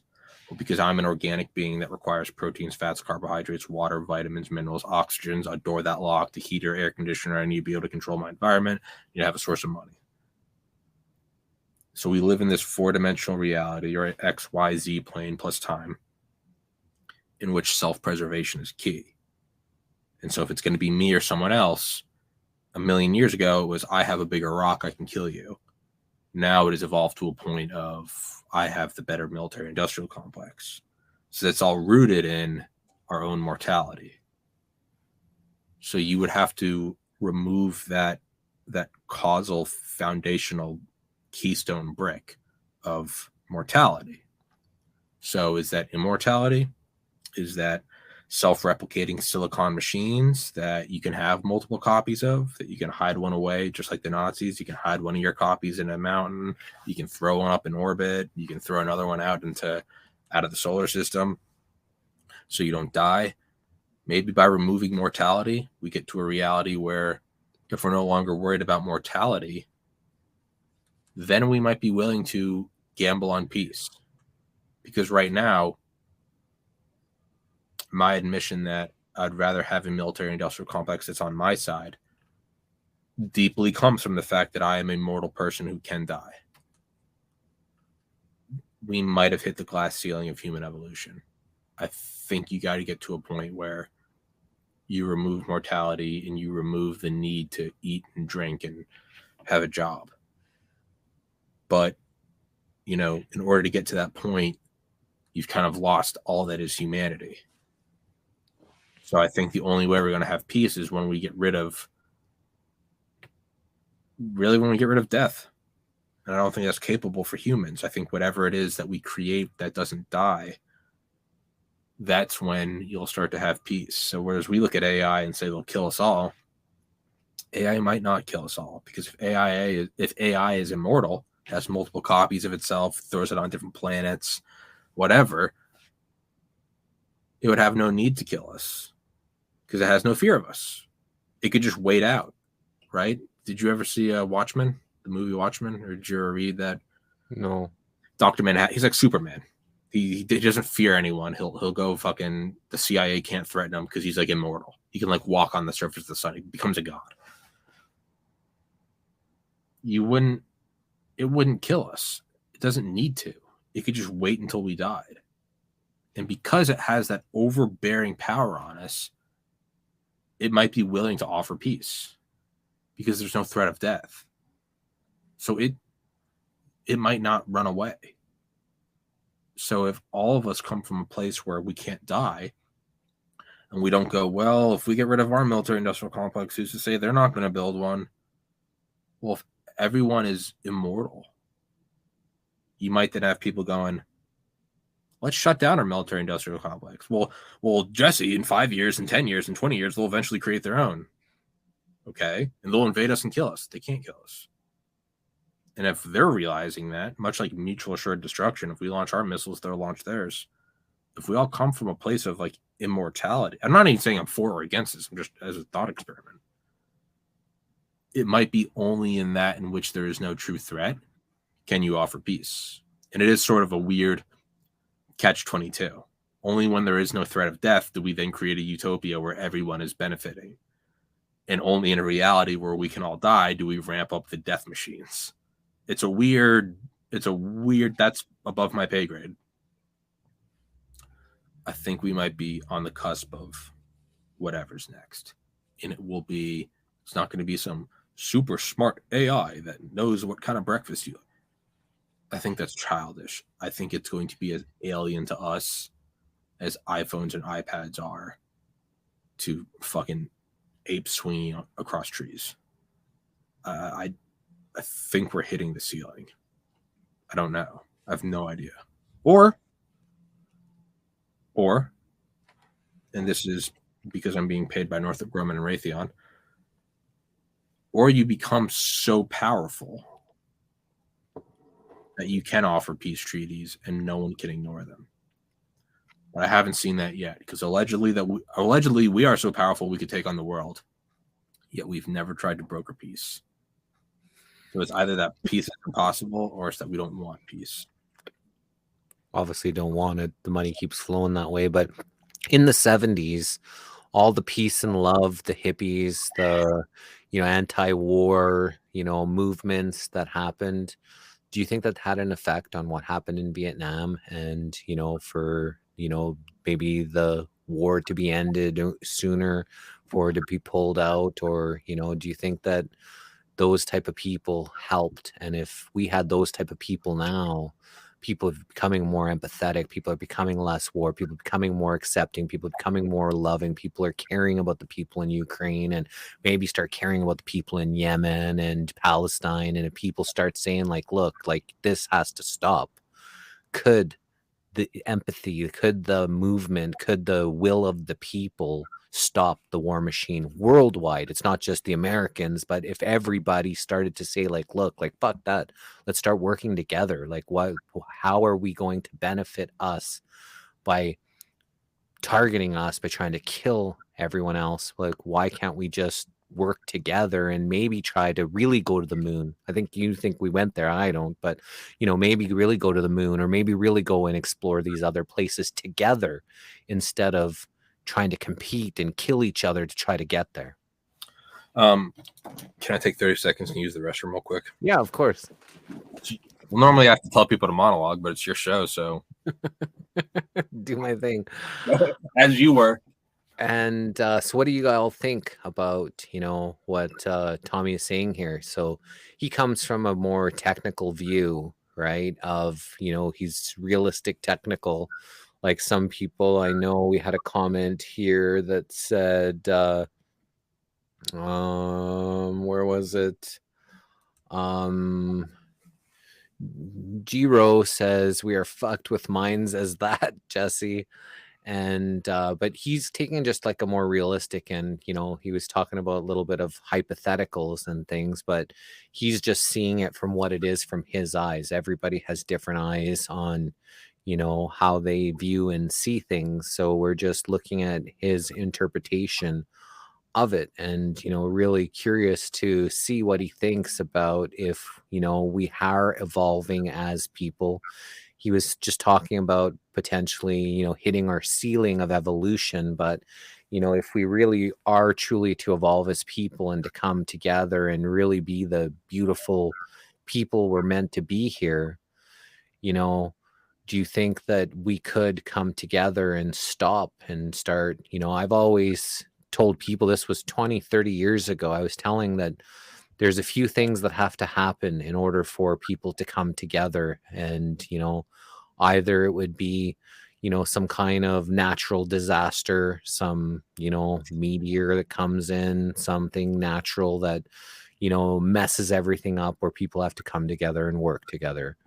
Whether it was some kind of crazy war again, where, people would have to come together and, to stop whatever, the Americans from taking everything over, or whatever it is, or, or potentially some kind of a virus. At that time, I thought differently about what viruses are and aren't. That, some kind of virus would, and people have to come together to try to stop humanity from dying. Those are just kind of some of the things, and like the natural disaster, ice age or something, where people would have to come together and work. But could we do it just, through evolution? Can we come together as people and stop the war machine and say, hey, like, we want to work with the Russians, we want to work with the Chinese, we don't want to be worried about them being our enemy anymore?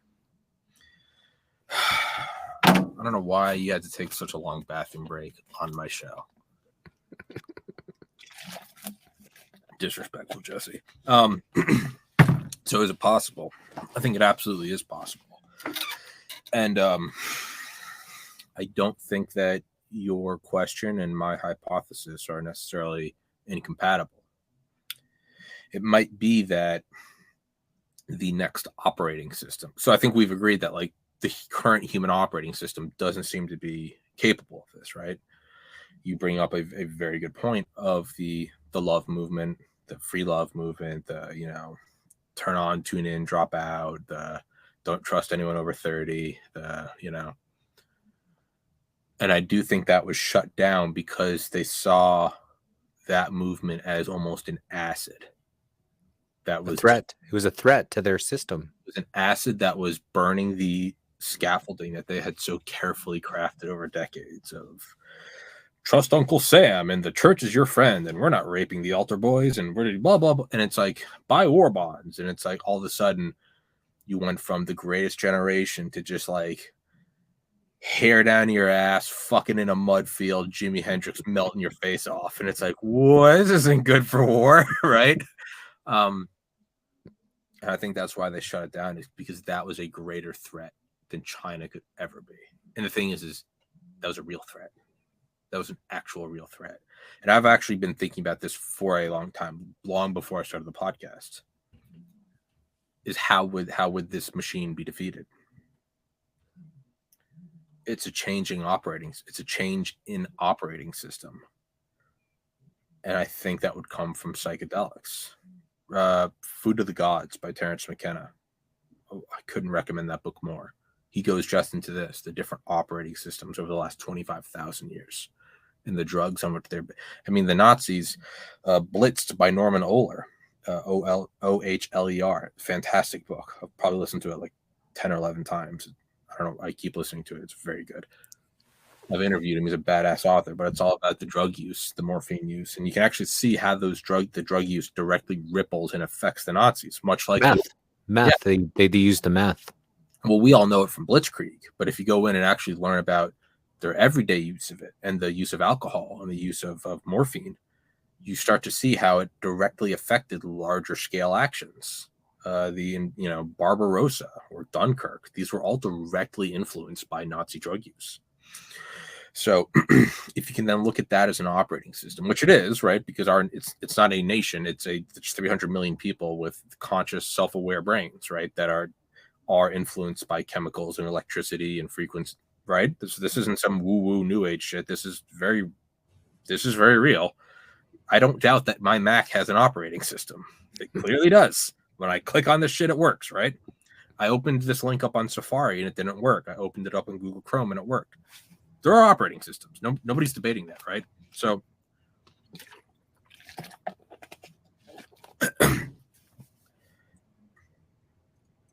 could it work? I genuinely think it could. I think that I think that the movement in the 60s was Mark One, was Generation One. Like the Nazis were too bold. They outwardly talked about white supremacy and need to eliminate everyone, right? And then they came here and infected us, and we do it in a much more subtle way. We call it an attack on freedom. It's still the same thing, right? We're still running the world and bombing brown people. We have a better PR team. We've evolved, right? It's a iPhone 1, iPhone 2, iPhone 10, iPhone 15. They get better. The original hippie movement was a blitzkrieg, if you will. Just throw everything, turn on the flamethrowers. And it was impressive, right? They went from greatest generation to Woodstock in 24 years. That's not nothing, right? Was Woodstock 69? I think it was. It was impressive, right? But it was too hard, too fast, too much all at once, and they got shut down. I think what we're seeing now is it starts with and this is my own shitty joke, is that we always grew up being told that weed was the gateway drug, right? It led to everything else. And we always said, no, it's not. And then like 15 years ago, we decriminalized weed in like Boulder, Colorado. And we were like, it's just one town. Now it's legal in more places in the United States than not. And then like 5 years ago in Boulder, they're like, we're going to decriminalize shrooms. Everyone's like, it's just one town. And now it's being decriminalized in, I think, even like fucking like Alabama or something. So the boomers were right. It is a gateway drug, but they were wrong in thinking that that's a bad thing. So now it's much more subtle and it's evolved. Instead of just fuck the nuclear family, free love, let's go fuck in a field and listen to Purple Haze, it's evolved. Now it is a bunch of clean, well-oiled machines, right? They're private businesses. They deliver cannabis. They deliver mushroom truffles. So they've hijacked the capitalist system. And now you can see where they are kind of much like the Nazis from the Third Reich. They didn't fight us. Originally they did, but then they decided, hey, there's a much easier way. Let's go merge with them. Instead of the hippies saying, burn it all down, we're going to build our own society. No, now they are merging with it. They're going, hey, we can still play the capitalist game. You look at the guys that work at like a weed shop, they look like hippies. Look at the guys that own the weed company, clean cut, short haircut, suit and tie, Wall Street. They're playing the game, and they're playing the game of money. So when mushrooms come in, it's the same thing. It's not peace and love, dude. It's, hey, it's our quarter 1, quarter 2, quarter 3 growth. You know, Wall Street's looking at IPOs. They're playing the game. They're merging with it. So then what comes, right? Big Pharma's going to want, if you can't tell, I've thought about this a lot. Big Pharma's going to want to get in, as they always do, right? We can't have ivermectin and hydroxychloroquine. We have to have this $19 trillion, whatever fucking medication that doesn't even work. But take it anyway, right? And then they want in. So what you're going to have is you're going to start seeing, instead of like psilocybin, it's going to be some bullshit Pfizer product like psilocybex, all of the euphoria with none of the, whatever the fuck. And they're going to start making it. But what that's going to do is it's going to shift the Overton window. And now people who are hesitant to take a bag of dried mushrooms from cow shit from your buddy named Ryan with long hair in college, and you're like, this is weird. He's like, just let me cheat off the OChem test and I'll give you the shrooms for free. That's an odd transaction. Versus, no one cares when it's just, it's just an orange pill bottle. You go get it from the nice young man in the white coat from the CVS. So you're shifting the Overton window. You're instead of attacking, take the drugs from the hippie, you're like the Nazis, merge with the system. Use your enemy's momentum and judo, flip them over with you. They're getting into the system. And now what do you have? These rich Wall Street people, they don't do big drugs like us. They don't buy weed from a sketchy looking guy. They get their pills. It's very high quality, high class, right? It is a class, as Tim Dillon said, it is a classy thing to throw your life away to Percocet. It is a classy thing to take a nice pharmaceutical product down your throat. I don't agree with that, but he's a comedian.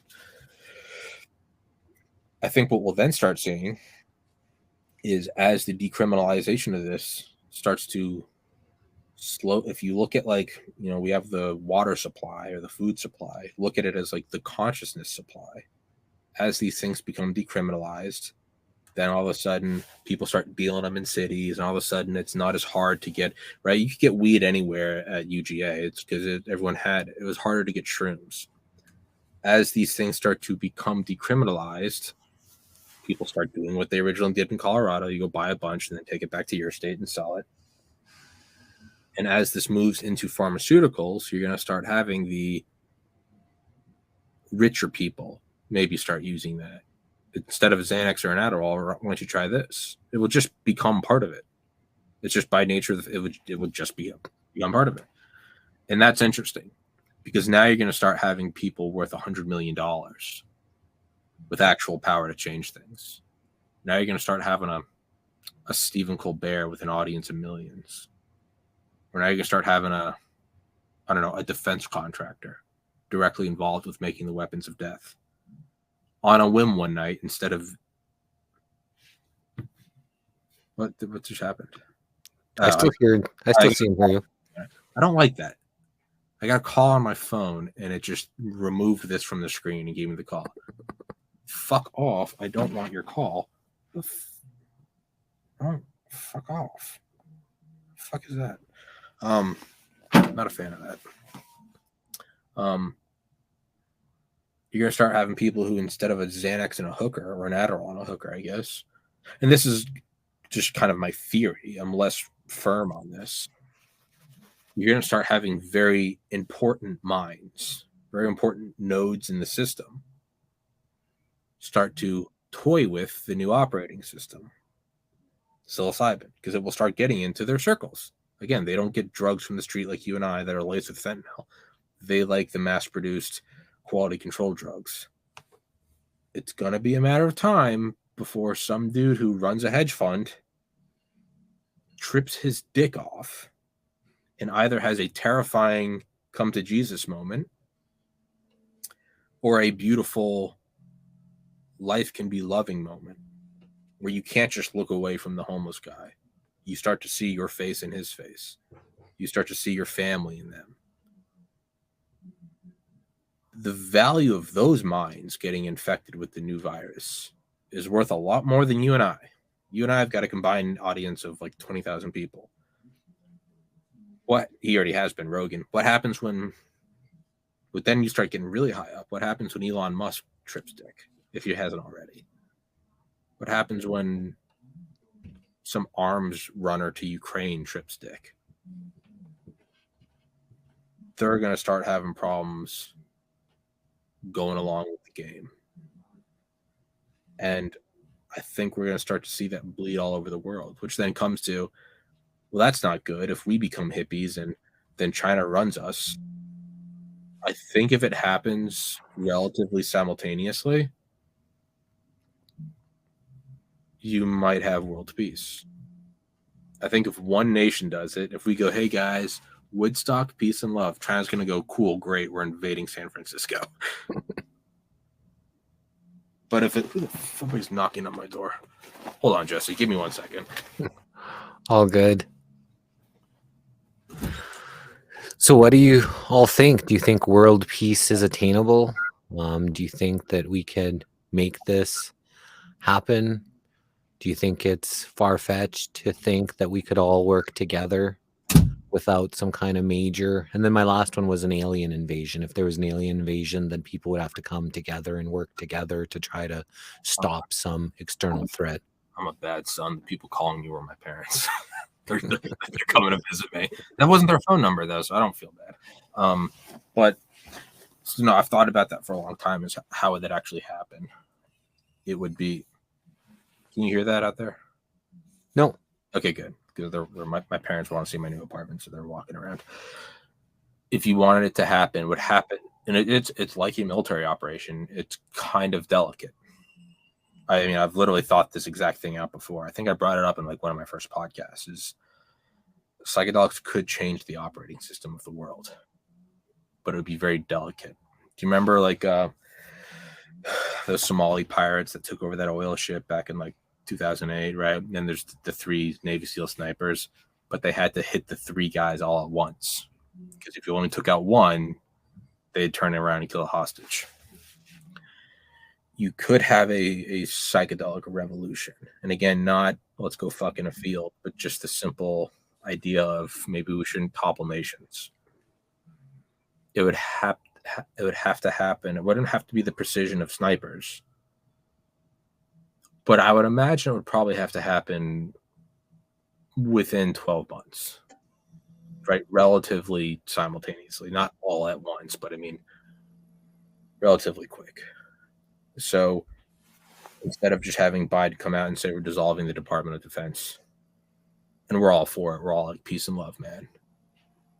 And then China attack nukes Taiwan. And we're like, it's okay, dude, it's all love. And Taiwan's like, somebody please help us. Right? That's no good. But I think if it kind of swept the world at once,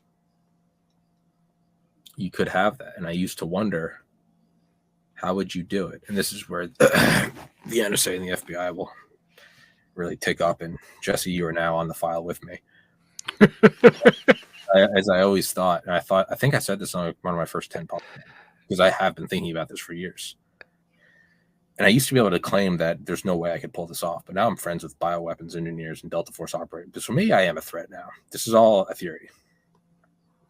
Is you'd have to make some form of contagious psilocybin,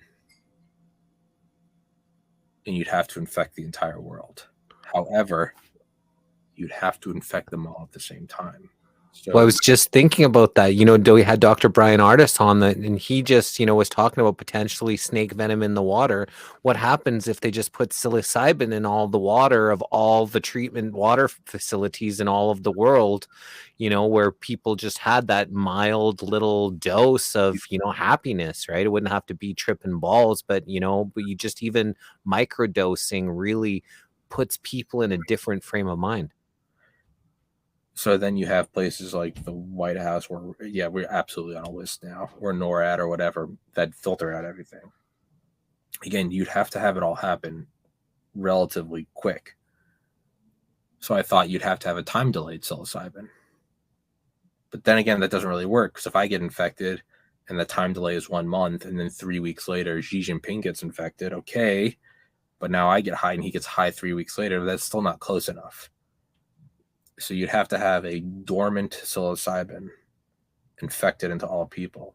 So you'd aerosolize it, you'd put it in you'd release it in the air vents at international airports. We're absolutely getting visited by the FBI, but you'd have to because I've literally thought of all of this. And then you'd have to have it all turn on at the same time. So it'd have to be some highly modified form of psilocybin that responds to a signal from satellites. You'd have to hit everything at once. So you'd have to beam it all on at once. And this is a risky, like any coup, this would be a coup of peace and love. There's the threat of not getting it correct and dying. You don't want everyone to be so high. You don't want a general in a nuclear bunker who's never even thought all of a sudden be 5 grams in, because there are people, although a lot of it was 1960s propaganda, it's not all propaganda. Some people do jump out of windows. Some people do push the button of a nuclear weapon. They go, the Soviets are poisoning us. It's war. And so that's a very double-edged sword. You might hearken the nuclear apocalypse, right? So I don't know, maybe you'd simultaneously do a global EMP strike, which then the hope in me, and I know it's not real, but I do deep down hope, what if that's what the vaccination program was some form of synthetic psilocybin, and then that's what Starlink is just the global activation signal. Are we on the precipice of peace? I wish. But listen, so I once explained this to my mom in the car in 2017, right? So everything I just told you, have to happen at once, release it in airports, dormant in every human being. The dormant, you'd have to probably start infecting people and not activate it until 2 years later. You'd have to have everyone in the world activated at once. And to the people that say that that's a batshit insane idea, for world peace, right? Because that's kind of insane. Release drugs in airports to infect every human in the world, and then activate it all at once using a satellite, an orbital activation signal. That's admittedly a little bonkers, right? Right? Yeah. Okay. What is our current model for world peace? None. No, it's mutual assured destruction, pointing tens of thousands of nuclear warheads at each other that can be fired in an instant and will be fired all at once. And we use that to usher in world peace. So tell me which one's crazier. Nuclear warheads pointed at each other's foreheads or trying to activate psilocybin across the globe at once. I'm sorry, but I kind of think they're both equally insane. Okay, so let's take the insane ideas off the table and, no drug in the world with, mind-altering drugs, peace and love drugs, no warheads pointed at each other. What happens if in the world we decide that, the mass media, the mainstream media everywhere on earth that's programming people in certain ways, but to say we're going to all meditate for the world today. We're going to pray for the world today. We're all going to take today off. Today, there's no commerce in the world. We're all just going to come together as people from, 8 a.m. to 5 p.m. or 8 a.m. to 8 p.m. for 12 hours. We are just, there's no business, no work. We're all just going to pray for peace, pray for love, pray for our enemies, pray for our friends, pray for our family. We're just going to halt all the busy craziness of the world. And we're just going to really, think about everyone around the world and maybe that energetic bond of people, really connecting with other people who they thought of as a potential enemy, as now I'm loving you and sending goodwill and sending good energy to you. What kind of impact do you think that could cause? I'm not pessimistic enough to say it couldn't have an effect. I meditate every day. It again comes down to what happens if the military-industrial complex vanishes. There will always be some people who will take advantage of it. And the thing is I don't know, because it wouldn't matter if only a couple people took advantage of it, but they were drowned out by everyone else. I don't know how equally balanced it is. It might be that a little bit of evil is the equivalent of 1 billion people meditating. So then it would only take 8 people to offset the whole thing. So you'd have to somehow quantify the balance. I think it could have an effect, but I don't think it will. I think there are too many people that from the get-go wouldn't trust it. That someone wouldn't, and it's very easy for you and I to say this, as opposed to someone who's just utterly fucked, doesn't even have their own bed and bathroom, never has enough to eat, and all of a sudden we're saying just take a day off and meditate. You'd have so much political mudslinging. I think it would just be the biggest. I don't think it would work, unfortunately. I think there's one of two paths. Some sort of breaking away from humanity by merging with AI and thus changing the operating system, or the global psychedelic dosing. And it might be that there is a purpose that we built up the military-industrial complex. We all thought it was for a new world order. Maybe it was bringing us to this moment to have the technology, the delivery systems, the low latency orbiting satellites. That may be what it is, right? Turning the sword into the plowshare. I like the meditation. I do it every day, but it's more of a waiting for us to create world peace on our own. We've been waiting for 10 millennia, and I don't think we're any closer than we were 10,000 years ago. And I know that's a pessimistic thing to say, and maybe I am not being the change that I want to see in the world. I'd be more than willing to give it a try. I'm not really holding my breath for it. I think, unfortunately, it's going to be drastic change. It's going to be merging with AI or a global microdosing. David says that's crazier than the first two, the meditation idea. Yeah, but the thing is, like, the huge setback of the global microdosing is, one, people might go insane and it might be World War III. But it's also, at its very core, is it's a violation of human autonomy.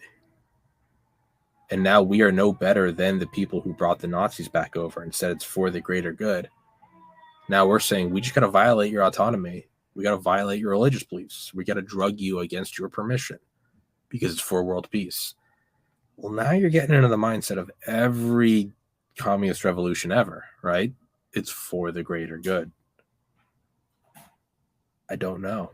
So it might be meditation is the most ethical way. I don't know.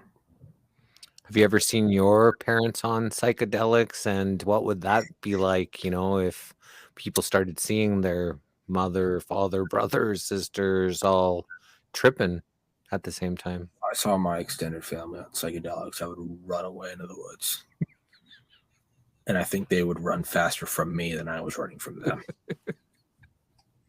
There might not be a good outcome to this. It might be that the only way to really do this is to leave the planet and just go set up your own thing. Like, fuck Europe, we're going to the New World, we're setting up the colonies, eat a dick, king. That might be the only way out of this. It's just, we're going to Mars. It's been real. Peace. I don't know. Or you can go even bigger scale, and that this Earth is actually a training ground for the next level of life, and that you're not supposed to ever create peace. The friction is what determines is what creates spiritual growth. You don't go to the gym in hopes that one day the workout's going to be easy. As soon as the workout gets easy, you increase the weight. The gym is never supposed to be peaceful. It's supposed to be painful. If you've made it peaceful, it is no longer a gym, it's a spa.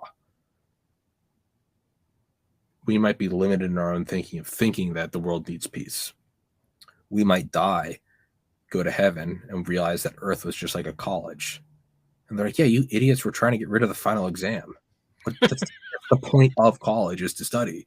We'd be like, oh, Jesse and I are fucking running our mouths. Jesse and I ended up in fucking Gitmo because we tried to poison Hartsfield Airport with psilocybin gas. Tommy and Jesse spent the rest of their lives in Guantanamo Bay for trying to bring about world peace. They'd be like, you idiots. They're like, it's a perfectly designed learning system. You asshole tries to poison Moscow with psilocybin. It's just you and I in handcuffs. Like, yeah, I guess you're right. Like, I don't know, man. That's the other thing I was thinking about, is like, if the peace might not be the intention of this world. The gods might be looking at us going, no, dude, you're missing the point. The point's to fucking just be a good person despite all odds, despite all adversity. Is to be optimistic and smile and loving despite the fact that a bunch of satanic pedophiles are running the world. Because if you can be peaceful and loving in the face of that, then you're ready for the next level of life. Maybe that means you become an angel or a saint, and you start, you become a patron saint of some alien world, and you now become a god, and you help direct their own evolution. Or there might be a higher order to this. And you go and talk to all those angels, and they're like, oh, yeah, no, I did the Earth thing. I was on Earth. These are the years I was at. Just like you look back, like, oh, yeah, I went to that university for these years.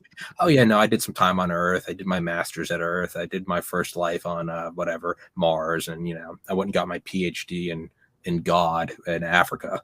Yeah, no, if you really want a high level, it's like, like the brag about going to Harvard or Stanford. It'd be like, yeah, no, I graduated from Congo. I was actually there during Darfur. You'd be like, oh, that's why you're a high level angel. They'd be like, yeah, the lower level angels like went to soup kitchens in LA or something. But the game might be designed to create suffering, because only in the face of that can you become, only in the face of inescapable black pilling odds, and you still decide to be a good person, despite the fact that a bunch of Fourth Reich Nazis are taking over the world. But you still decide to be loving. To me, that's, you've passed the test. Welcome into the fraternity. That's my 2 cents on it. I like that idea. I just can never accept that. I think that, it's in theory that's great, but It's I don't, I want, things to be better. I don't want people to have to worry about their kids. I don't want people to have to worry about child protective services coming to their house and stealing their kids, and then their kids being trafficked, and, and like things that are happening. Like this stuff is, it's not acceptable, and it doesn't matter what kind of training that is.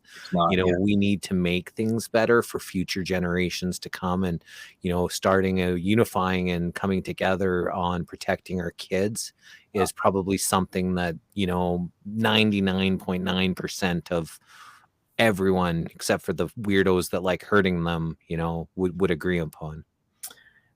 I often think that my idea that this is some sort of training ground, I'm not ignorant of the fact that that could just be my brain defending myself against the awful reality of this world. And I have to justify it. It's when you hear someone talking about how their father raped them when they grew up, and decades later, they're like, but it made me who I am today. That's a survival mechanism. And it's not indicative of their character. It's somebody dealing with unimaginable trauma. I'm not ignorant that might be. You look at child trafficking and you're like, this has to be some sort of training, because the reality is so dark. I'm with you. If I got to heaven and they were like, that was a training program, and I'd be like, let's go do something hardcore and try to fix the training program. How about we get rid of the training program so that it's not needed? Isn't the end goal creating heaven? Let's skip the middleman. You remember that one you guys are omnipotent, right? Yeah. You remember that one podcast I did with Jesse, where Jesse was like, do you think they ended the war on purpose? And I was like, no, why would you? You just run the Third Reich? Yeah. Let's cut out the middleman. You just create world peace here. The only argument would be is true free will wouldn't be tested in utopia. And that's not good. That doesn't justify the raping of children. My parents are in the next room, and they've like never heard me do a podcast. They're just here talking about the raping of children and gassing the world. Like, this kid got into medical school. Where did we go wrong? And I'm like, it's the pedophiles, Jesse. But that doesn't justify that. But I think there is an argument for how else would you choose free will? But I don't think you would have to go through that training and through that darkness in order to have free will, because I think, we're supposed to be a lot more psychic. We're supposed to be a lot more skills that we have, maybe moving objects. I think there's a lot more here than what we're just limited 3D minds know about. And we're being put in this box. And I think there's a lot more free will and a lot more training and a lot more things. It's just, I've envisioned this place a lot better than it is. And I just want to do what I can to get it there. I think you're right. Again, to play devil's advocate, the only way I could, hold on, sorry. My mom texted me. The only way I think this could be justified would be everyone came into this program of their own choosing. They looked at the whatever pre-life there is, and they're like, hey, we're creating this new thing. It's called Earth. It's like a master's program for getting higher. You don't have to join it if you don't want. You can stay in the Garden of Eden. But we're kind of running, because we're here for eternity. We have forever. So we're just going to run this simulation for like 10,000 years. You don't have to play it. But if you do want to play it, here are the possible lives you can get. You can be Elon Musk. You can be Vladimir Putin. You can be a kid trafficked and experience unimaginable pain. But even now, like, that justification is like, we're getting so far out there that, again, it kind of seems like a defense mechanism. The only way to rationalize this is saying that we're all multidimensional gods who chose this. There might be a simpler answer, that it's just that we're here. Maybe that's the real training program, is realizing that there's no one in charge. That if we want this world to be better, we have to make it better. that we have to make this the heaven we want it to be. And I think that's a noble fight. I think it's evil, but I think we should be proud and grateful that we exist in this time. Can you imagine being drafted into Vietnam? And you're like, what is this war? Why am I here? World War II is terrifying, but I feel like you could almost get on board with it more. You'd be like, we're probably going to die, but I'm going with my best friends. We're going to go fight the Nazis. Okay. Yeah, I get that. Can you imagine being drafted in Vietnam? Can you imagine being on a patrol in Iraq? And you're like, what are we even doing? This one feels more like World War II. It's like, we're probably going to die. Deep State's probably going to eventually kill us. But we're fighting for free speech in a world where the military-industrial complex doesn't rape the planet. I'm okay with fighting for that. Me too. And not only that is, I'm grateful for that. What a grateful fight to have. Can you imagine not having this fight? Are you jerking all day? And not only that, I think we've been shown through the military-industrial complex there is no such thing as no fight. They'll fabricate a fight. What a great... And not only that, Jesse, we don't even have to put on boots and go through basic training. We just have to turn on a camera. You and I have the easiest fight. I'm in a leather chair right now with slippers on. Is our fight? My grandfather's brother was 18 years old on Omaha Beach. Survived D-Day. This is our fight. So it's a worthwhile fight. We weren't drafted. And we don't even have to leave our living rooms. And what is it for? A better world for the future. What a home run. What a good we won the lottery ticket. There is no such thing as a life without suffering. Okay, well, if I have to suffer, I don't want it to be that bad, and I want it to be for a good reason. Could we have a better fight? Could we have most people die alone. Can you imagine seeing a terrorist holding up an orphanage, and you got to go tackle the gunman, and you died fighting an evil, protecting innocent babies? What a wonderful expense of your life. What an incredible expense of your life. You could be a worthless motherfucker up until that moment, and then you became something. The fact that this is our fight is we are so lucky. I don't know. Leonard says Klaus has underestimated the formidable spirit of the human beings, and he's really not Klaus Schwab. He's just a funny guy. This is Tommy Carrigan. He's a podcaster. He's been doing this for 5-6 years now. 3 years. 3 years. 3 years he's been podcasting, and he's just great to have on. I know we have to wrap this up. I love talking to you, but you got your parents, and I got some stuff I got to do. So thanks again for coming here and gracing the missing link with your wit, your humor, and your knowledge, and it's always appreciated. I think you're a smart guy, and you do really good with what you do. So thanks a lot. And as always, and I try to do it more, as the great Duncan Trussell says, a truly enlightened, the sign of a truly enlightened being, somebody who's not afraid to express love. So Jesse, I love you, my friend. Thank you for having me. Thanks, man. I love you too, brother. Thank you, everybody. Thanks for all your likes, comments, hearts, shares, and stars. And Tommy, may the source be with you. Everybody that's watching, may the source be with you all.